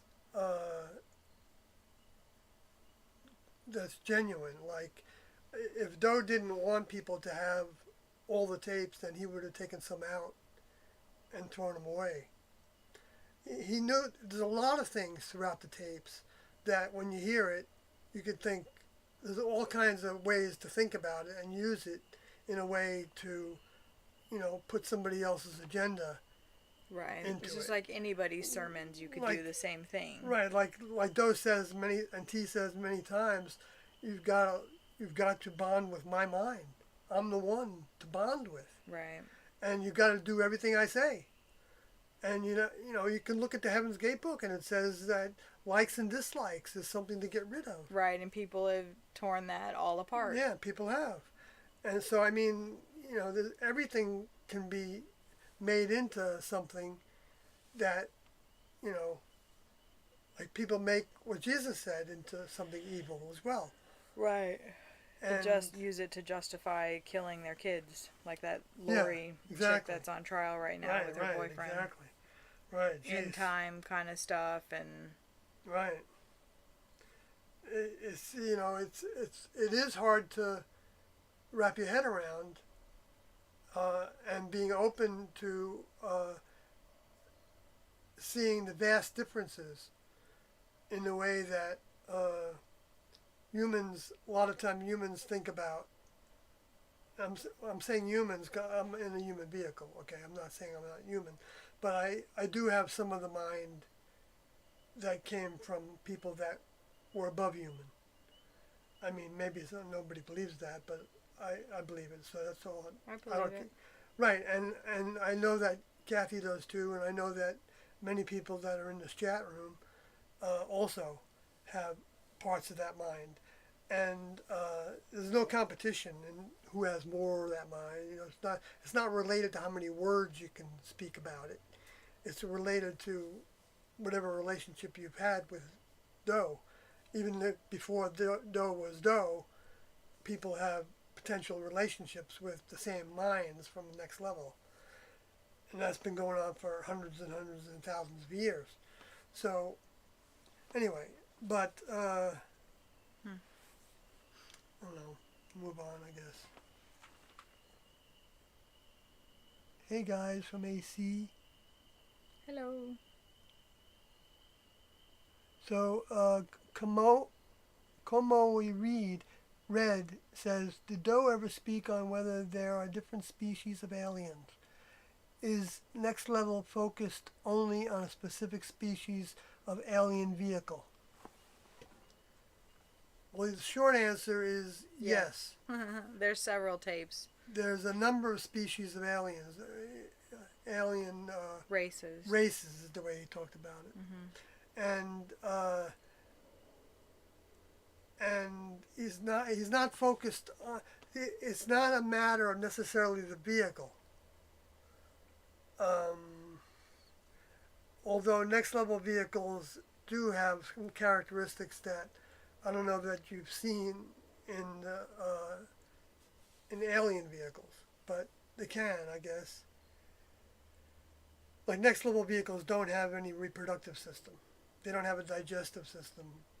They don't have the same kind of flesh that humans have. Now, the space aliens, a lot of them don't have vehicles anymore. I don't know if there's any that have the original vehicles they had when they became able to travel in space and started to associate with this planet. Well, because and when they were cast out, they became corruptible. Right. They became mortal. And their vehicles ended up to ascend. dying, even though they lasted a lot longer than human vehicles right. did. Even, way crazy long. But the depiction of aliens with the big heads and the gaping eyes, that's not a next level vehicle. In fact, Doe thought that some of that was a suit that they were wearing because what they really looked like was even scarier than that. I mean, I'm taking. He didn't say that part about the scarier than that, but he felt like it was a suit. Maybe because they couldn't be in that environment, in this environment. Well, maybe, or what their countenance or their vehicle may have been so foreign to a human. So put on a suit. Right, because in the decaying otherwise you would atmosphere, be able to really comprehend. They're let there be angels, the angels that are described as wheels with eyes on every spoke, and there's seraphim and what's the other one, cherub? Cherubim. They sound scary as hell. If you draw angels, how they're described in the Bible, it's what in the hell is this? Yeah. Right, and Moses... Be thee not afraid. I'm in a group on Facebook that's called that, and it's biblically accurate angels. Oh, really? It's pretty interesting. It's fun. Well, you got, David Icke or Rael, one of those two individuals, reported that when they were approached by aliens, like in an abduction kind of thing, or a contactee kind of situation, the alien told them that they were wearing a suit so that they wouldn't be so afraid of him. So that's where I was getting that from. Yeah. Not from, Doe didn't say that I ever heard, but he did say about the other part. That they might be wearing it might be a costume or protection or some sort. Yeah. So that they could be in this environment. That's right. Yeah, there's several tapes. Even from the beginning, and then in the end, we listened to one called Alien Boxes. Mm-hmm. There's one that's titled Alien Vehicles. Those are in the 700s, 718 and on, if you have access to the tapes. Then if you look at, what the tape description is, it'll, say aliens and their vehicles or different stratas, or the whole tape's not going to be talking about that, but they'll talk about it a little bit. Right. For instance, another part of that question that you asked was, is Next Level focused on a specific species of alien vehicle? Next Level is focused on the souls that vehicles are like clothing for. So the vehicle isn't really important to the Next Level that much. Right. It's just a suit of clothes. Yeah, it's a suit of clothes, and you could even have a vehicle that's a spacecraft, a living spacecraft. And it needs to be learned how to pilot it. That soul has to learn how to operate that vehicle, whatever it may be. That becomes a challenge for that soul. Anyway, so that's that. Then he also says, or she says, or they say, for example, some speak on greys, reptilians, Nephilim. How does Next Level manifest itself differently than some of the culturally more established conception of aliens? Nice. Didn't hear about the orbs or the return of the Next Level films. First time seeing that image too. From the shirt. Thanks. Right. So yeah, that's this is a depiction of a older member, a Next Level vehicle. You can see them in some of the thumbnails we have in the past. Which also. We're being sued for. Yeah. And then we have, which they're not for sale anymore.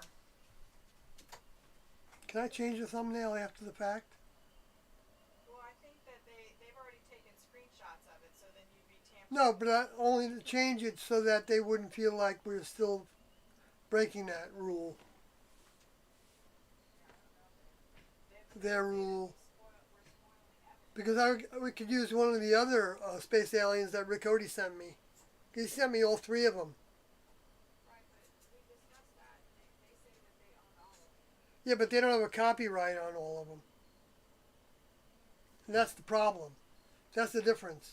Oh, right, they don't. But they say they have the rights, title, blah, blah, blah. But they don't. They don't have that. Well, they would have showed that to us. My next level. Well, maybe they do have it, and they haven't showed it to us because we haven't, they want to keep their cards close to their chest. Like they, didn't reveal those documents until we started talking about them enough, because when they saw we had them, that's when they showed them to us. Otherwise, I don't think they would have. They don't want to give us too much because that's a strategy, right? See, they have to keep up with their lies. We don't have to keep up with lies because we're not telling any. So this is what a next level older member could resemble. This is what we put on shirts, and what this is actually the picture that Doe, not this exact thing, but this is what Doe had on his mantle. Right. Was this image. That Oliver Odenwood copyrighted in 1982. I want to see how they're going to get around that. They're just going to say that they were transferred all the stuff and that they had consent decrees. Well, but Riccati was given that image before they had anything was in storage. Yeah, I know. You're preaching to the choir over here. I know, but that's the truth. I don't know.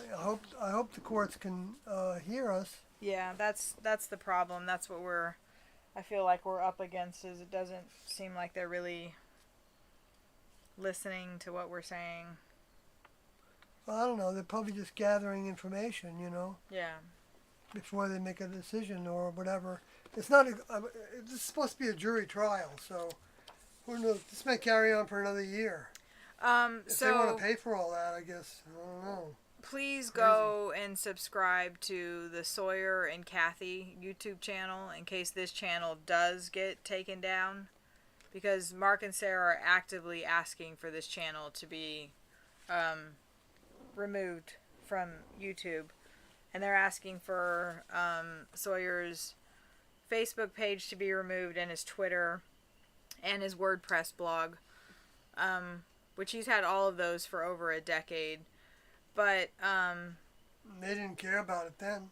Yeah, even if they did, they didn't say anything to me about it. It's purely vindictive for them to try to scrub all of his social media. And yeah, but we also have another channel that we had started actually when we first got together. And it's called Sawyer and Kathy, and we should put it in the description so people can link back to it. We can go live on that, but it only has like 100 subscribers, so we can't go live on mobile. I think we can go live on the computer. And that, I don't know how long we can live stream on that, but in case this channel does get taken down, you can follow up with us on that channel. We'll find a way, one way or another, to continue to broadcast. Yeah. What's on our minds. Even if we can't play tapes and show images, certain images, we have other images we can show and talk about everything. They can't. Oh my gosh, Evie, chill. There's still freedom of speech in this country, fortunately. Right, and they can't take his memories out of his head. Right. I say there's freedom of speech, but we know that there's all kinds of censorship happening. That's not actually that new. It just depends on what subject it is.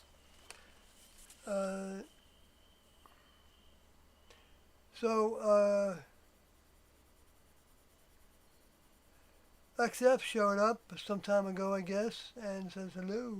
Hello. And says, how are you, Matthew? Because Matthew's here, said hello to XF. And I'm doing good. How are you this evening? Matthew, not bad. They're having a conversation. Danny Clean, greeting Sawyer and Kathy. Was just wondering to myself when you'd go live again. And I pop on and you're live. Cool. Here we are. Love that kind of synchronicity. Komoro Red says, I think I get it. There's only a certain way to manifest. And if you don't follow that, then how could you truly manifest otherwise? Basically, to be or not to be. That's an interesting way to put it. See, the next level has a program.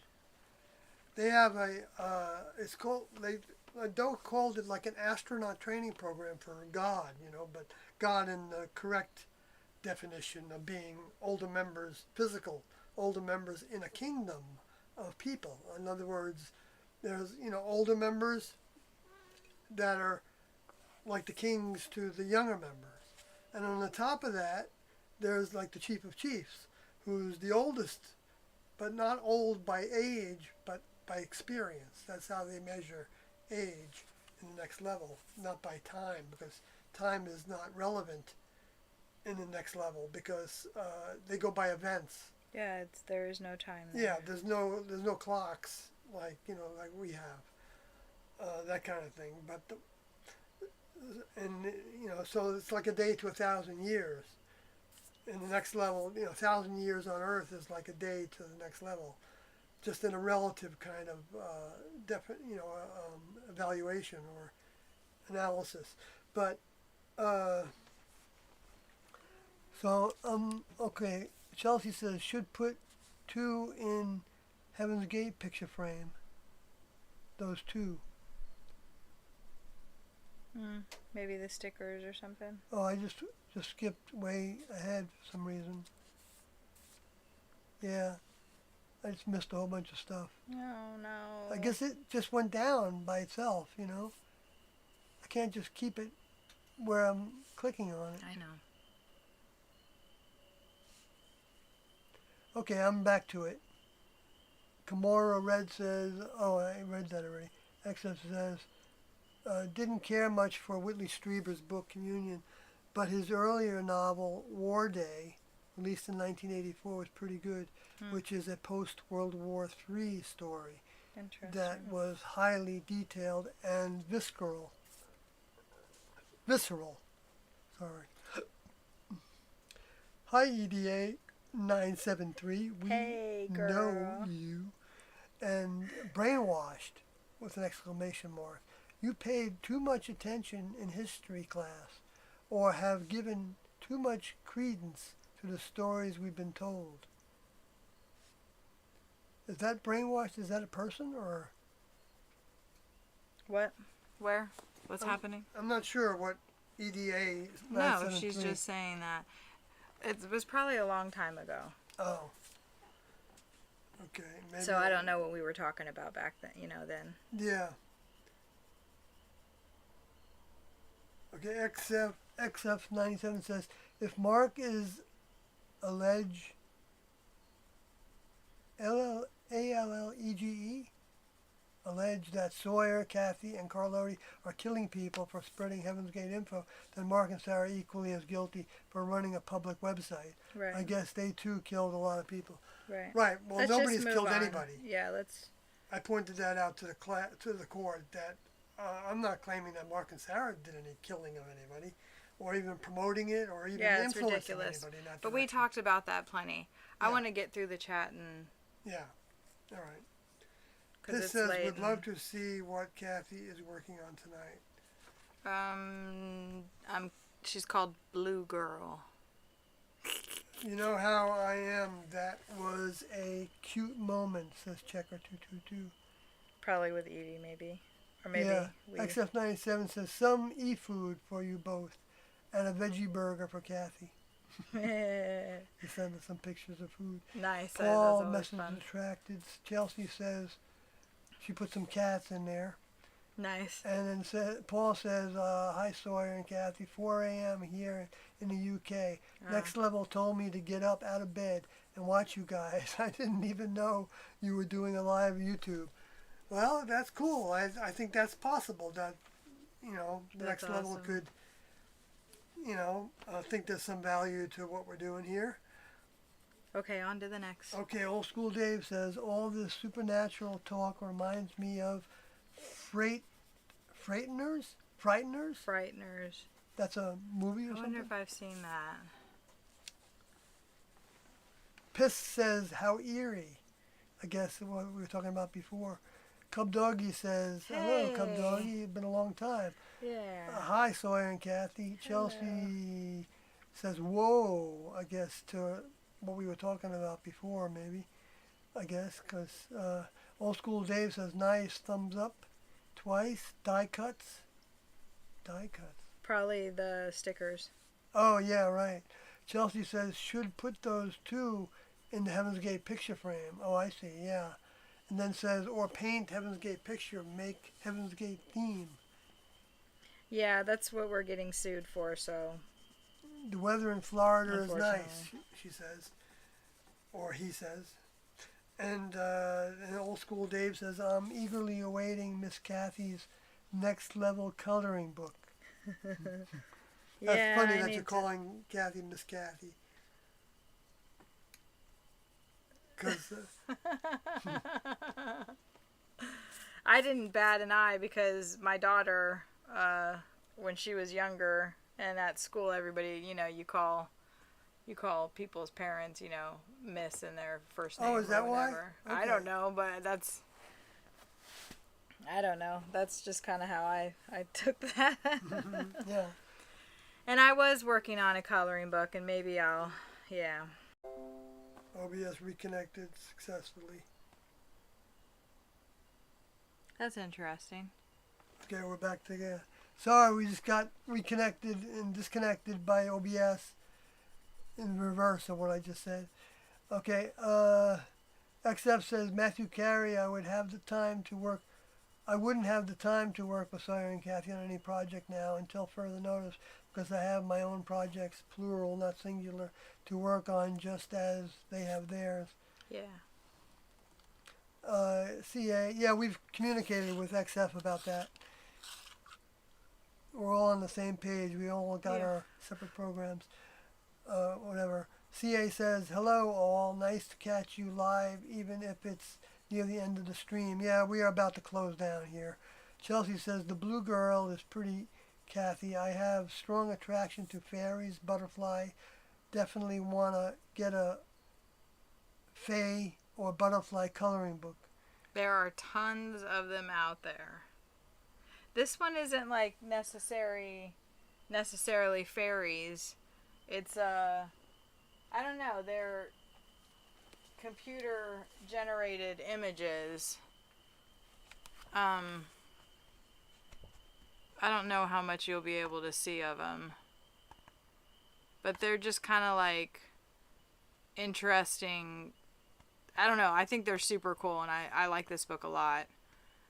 But I have other books. I have lots and lots of coloring books.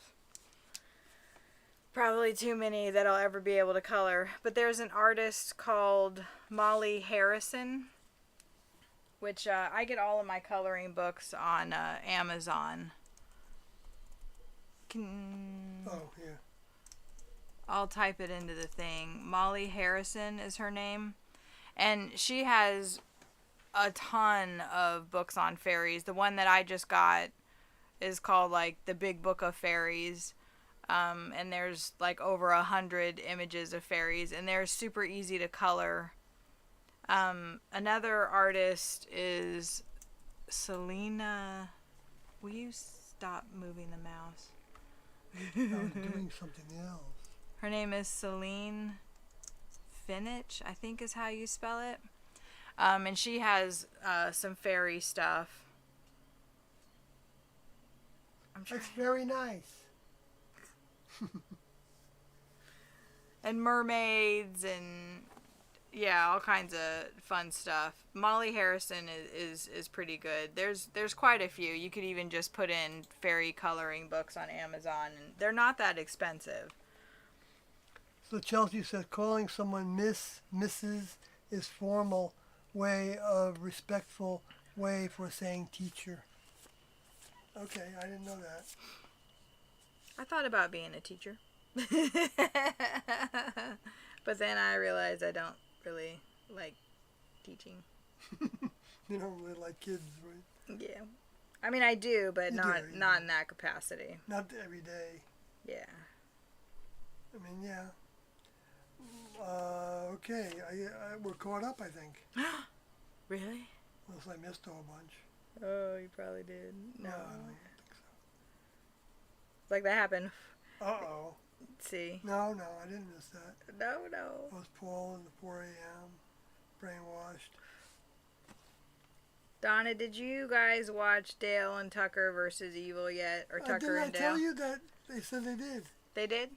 Yeah, and they liked it, I think. They liked it. Yeah. And that Eric had seen that other one. What was it again? With the aliens in the camp in South Africa or Oh, something? District 9. District 9, some years ago, I guess. Johannesburg. And That's he a liked good, it. yeah, District 9's a good one. We liked it. You liked it. I liked it. Yeah. That was fun. Highly recommend Tucker and Dale versus Evil. I mean, it's gory as all get out, so if you don't like horror stuff, then I would not recommend it at all, because there's quite a lot of special effects of, it's a, I wouldn't say it's a spoof or a parody. It kind of is a parody on your classic horror slasher films, but it's heartwarming, it's endearing. The two guys that are like country, and they got the cabin. Tucker or Dale's uncle passed away or something, and so they got that cabin. And all those people were coming there. The college kids. Right. I remember now. It's So kind of funny. It's not kind of funny. It's very funny. It's hysterical. It's funny in a gory kind of way. Yeah, it's meant to be a dark comedy, whatever, but it's pretty good. It's kind of like that movie Shaun of the Dead is like a parody of zombie movies, but there's still some heartwarming moments in it. Kind of thing. Yes, well, zombie love. No, it's not zombie love, but like they're like two drunk guys in like England or something, and the zombie apocalypse happens. I watched it a long time ago, but like one of the guys is like watching TV and his roommate comes in and he's like moving very slowly, you know, and he's like, "It's gonna take you like 5 minutes to walk across the room to eat my brains." Like, what the hell? I gotta kill you 20 times over before you even get to me, right? But The Walking Dead, the zombies are slow too, but when there's a lot of them, then you're in trouble. Oh, why? Because there's a lot of them, and there's only one of you. So if they surround you, then... But they're really slow. Can't you get away? Have you watched The Walking Dead? One time, maybe a little bit. It's so good. I guess we're going to have to get Netflix or something to watch some of it. No, it's on AMC, I think. But yeah, it is on Netflix too, I believe. There's 9 seasons of it, I think, before it I'm not that ended. into zombies. No, and it kind of changes your brain. Kind of makes me bored. I get bored by it. No, I think that... Well, but The Walking Dead was more about... The first couple of seasons were about them dealing with the zombies, but it's also about them dealing with civilization after the zombies attack. It's like dealing with your fellow humans in a zombie world. Partnering up with people. They die. You got a kid. Oh, yeah. Chelsea says, poor Sawyer finally caught up with the chat. Kathy, you enjoy Bob Ross documentary? Well, speaking of Bob Ross... the painter? Yeah, he's the painter. We used to watch him in the 80s. On TV in the classroom. If he was a bad person, though, I don't want to watch a documentary on him. I don't want to know anything. Yeah, I don't know if he was a good person or not. But I bet he was. He was a good painter. I would imagine he was a decent a decent fellow. So that was one of the shows that we had on our viewing list, was the Bob Ross. I've watched a couple of his, shows, and it's amazing what artists can do, right? It's just like, yeah, he's like, oh, just a little slash here and a slash there, and you got happy trees. I'm like, that totally looks like a tree. Like, how did he do that? So CA liked my zombie impression. Kat is telling you to end the stream. Oh, really? She's such a... Kat is telling us that. I like that dark purple. Yeah, I guess you're probably right. I guess you speak cat language. Okay, so Bob Ross was such a chill guy. Yeah? Good. Okay, Booster says, why do these, in capitals, why do these damn city kids keep jumping into wood chippers? Oh, yeah, well, right. I think he said college kid. Like, my favorite line in that movie is when they're, like, yeah, they're holding the guy that jumped in the wood chipper, and the cops come, right? And he's like, because they had discussed it earlier, he's like, these college kids just showed up and started killing themselves all over my property.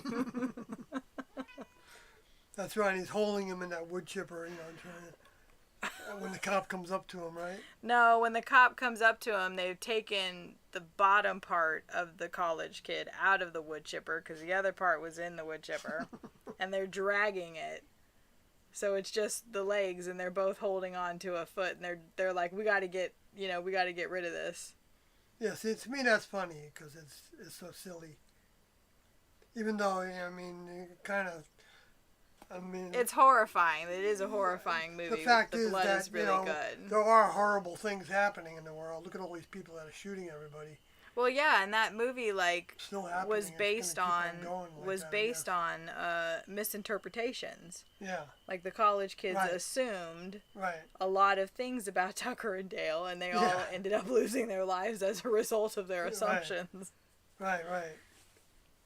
Like, that kid literally launched himself straight into the wood chipper. Right. How do you explain that to the cops? Why would he do that, right? Why would he do that? All right, folks. I guess we. On that note, we can. We're not gonna. Oh, no data. Excellent connection. All right, I guess it's time to close because we're getting no data and excellent connection back and forth with this. Well, and I think we went on long enough. Yeah, we've been 4 hours. We do have to say a note to the lawyers that we think it's funny that you have to listen to 2, 3, 4, 5 hours of us just to, pull out stuff that'll work. And we hope that you're charging Mark and Sarah lots of money to do that.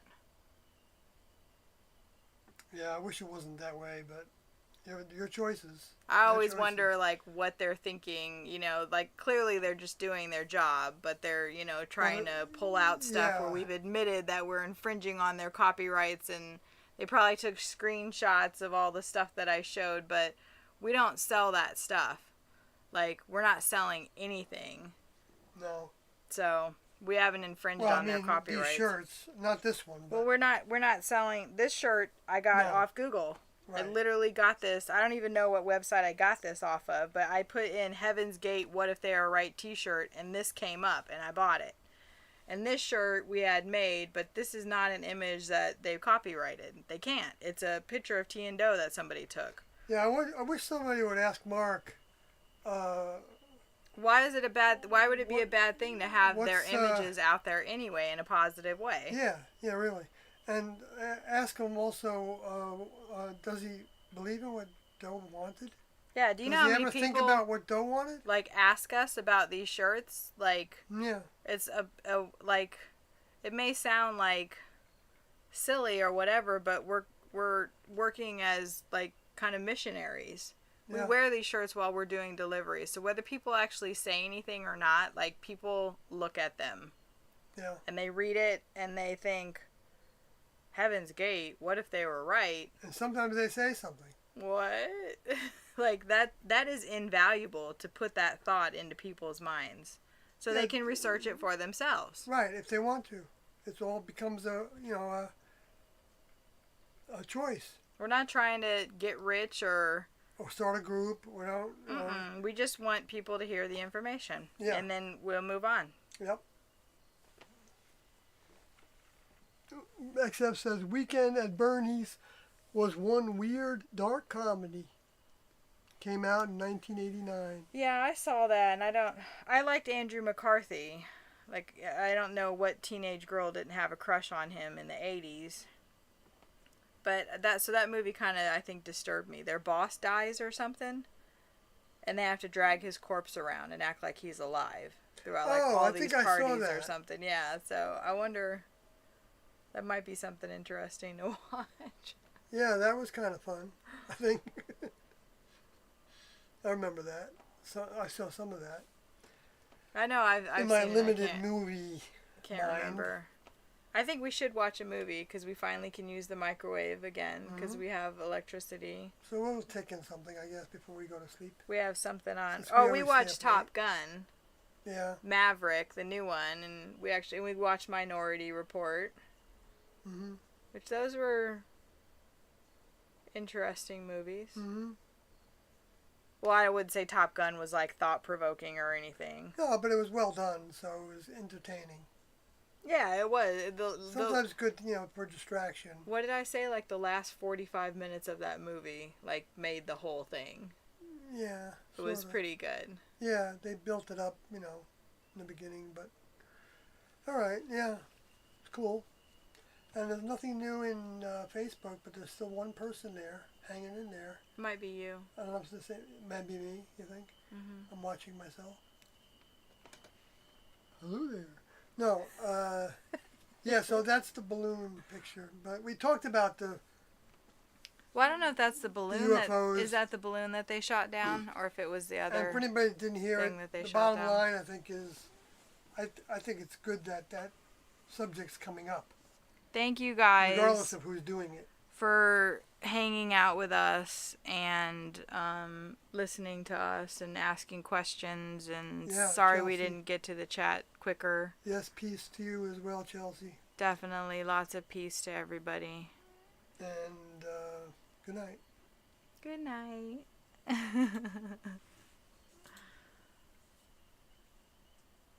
I don't know what time. I think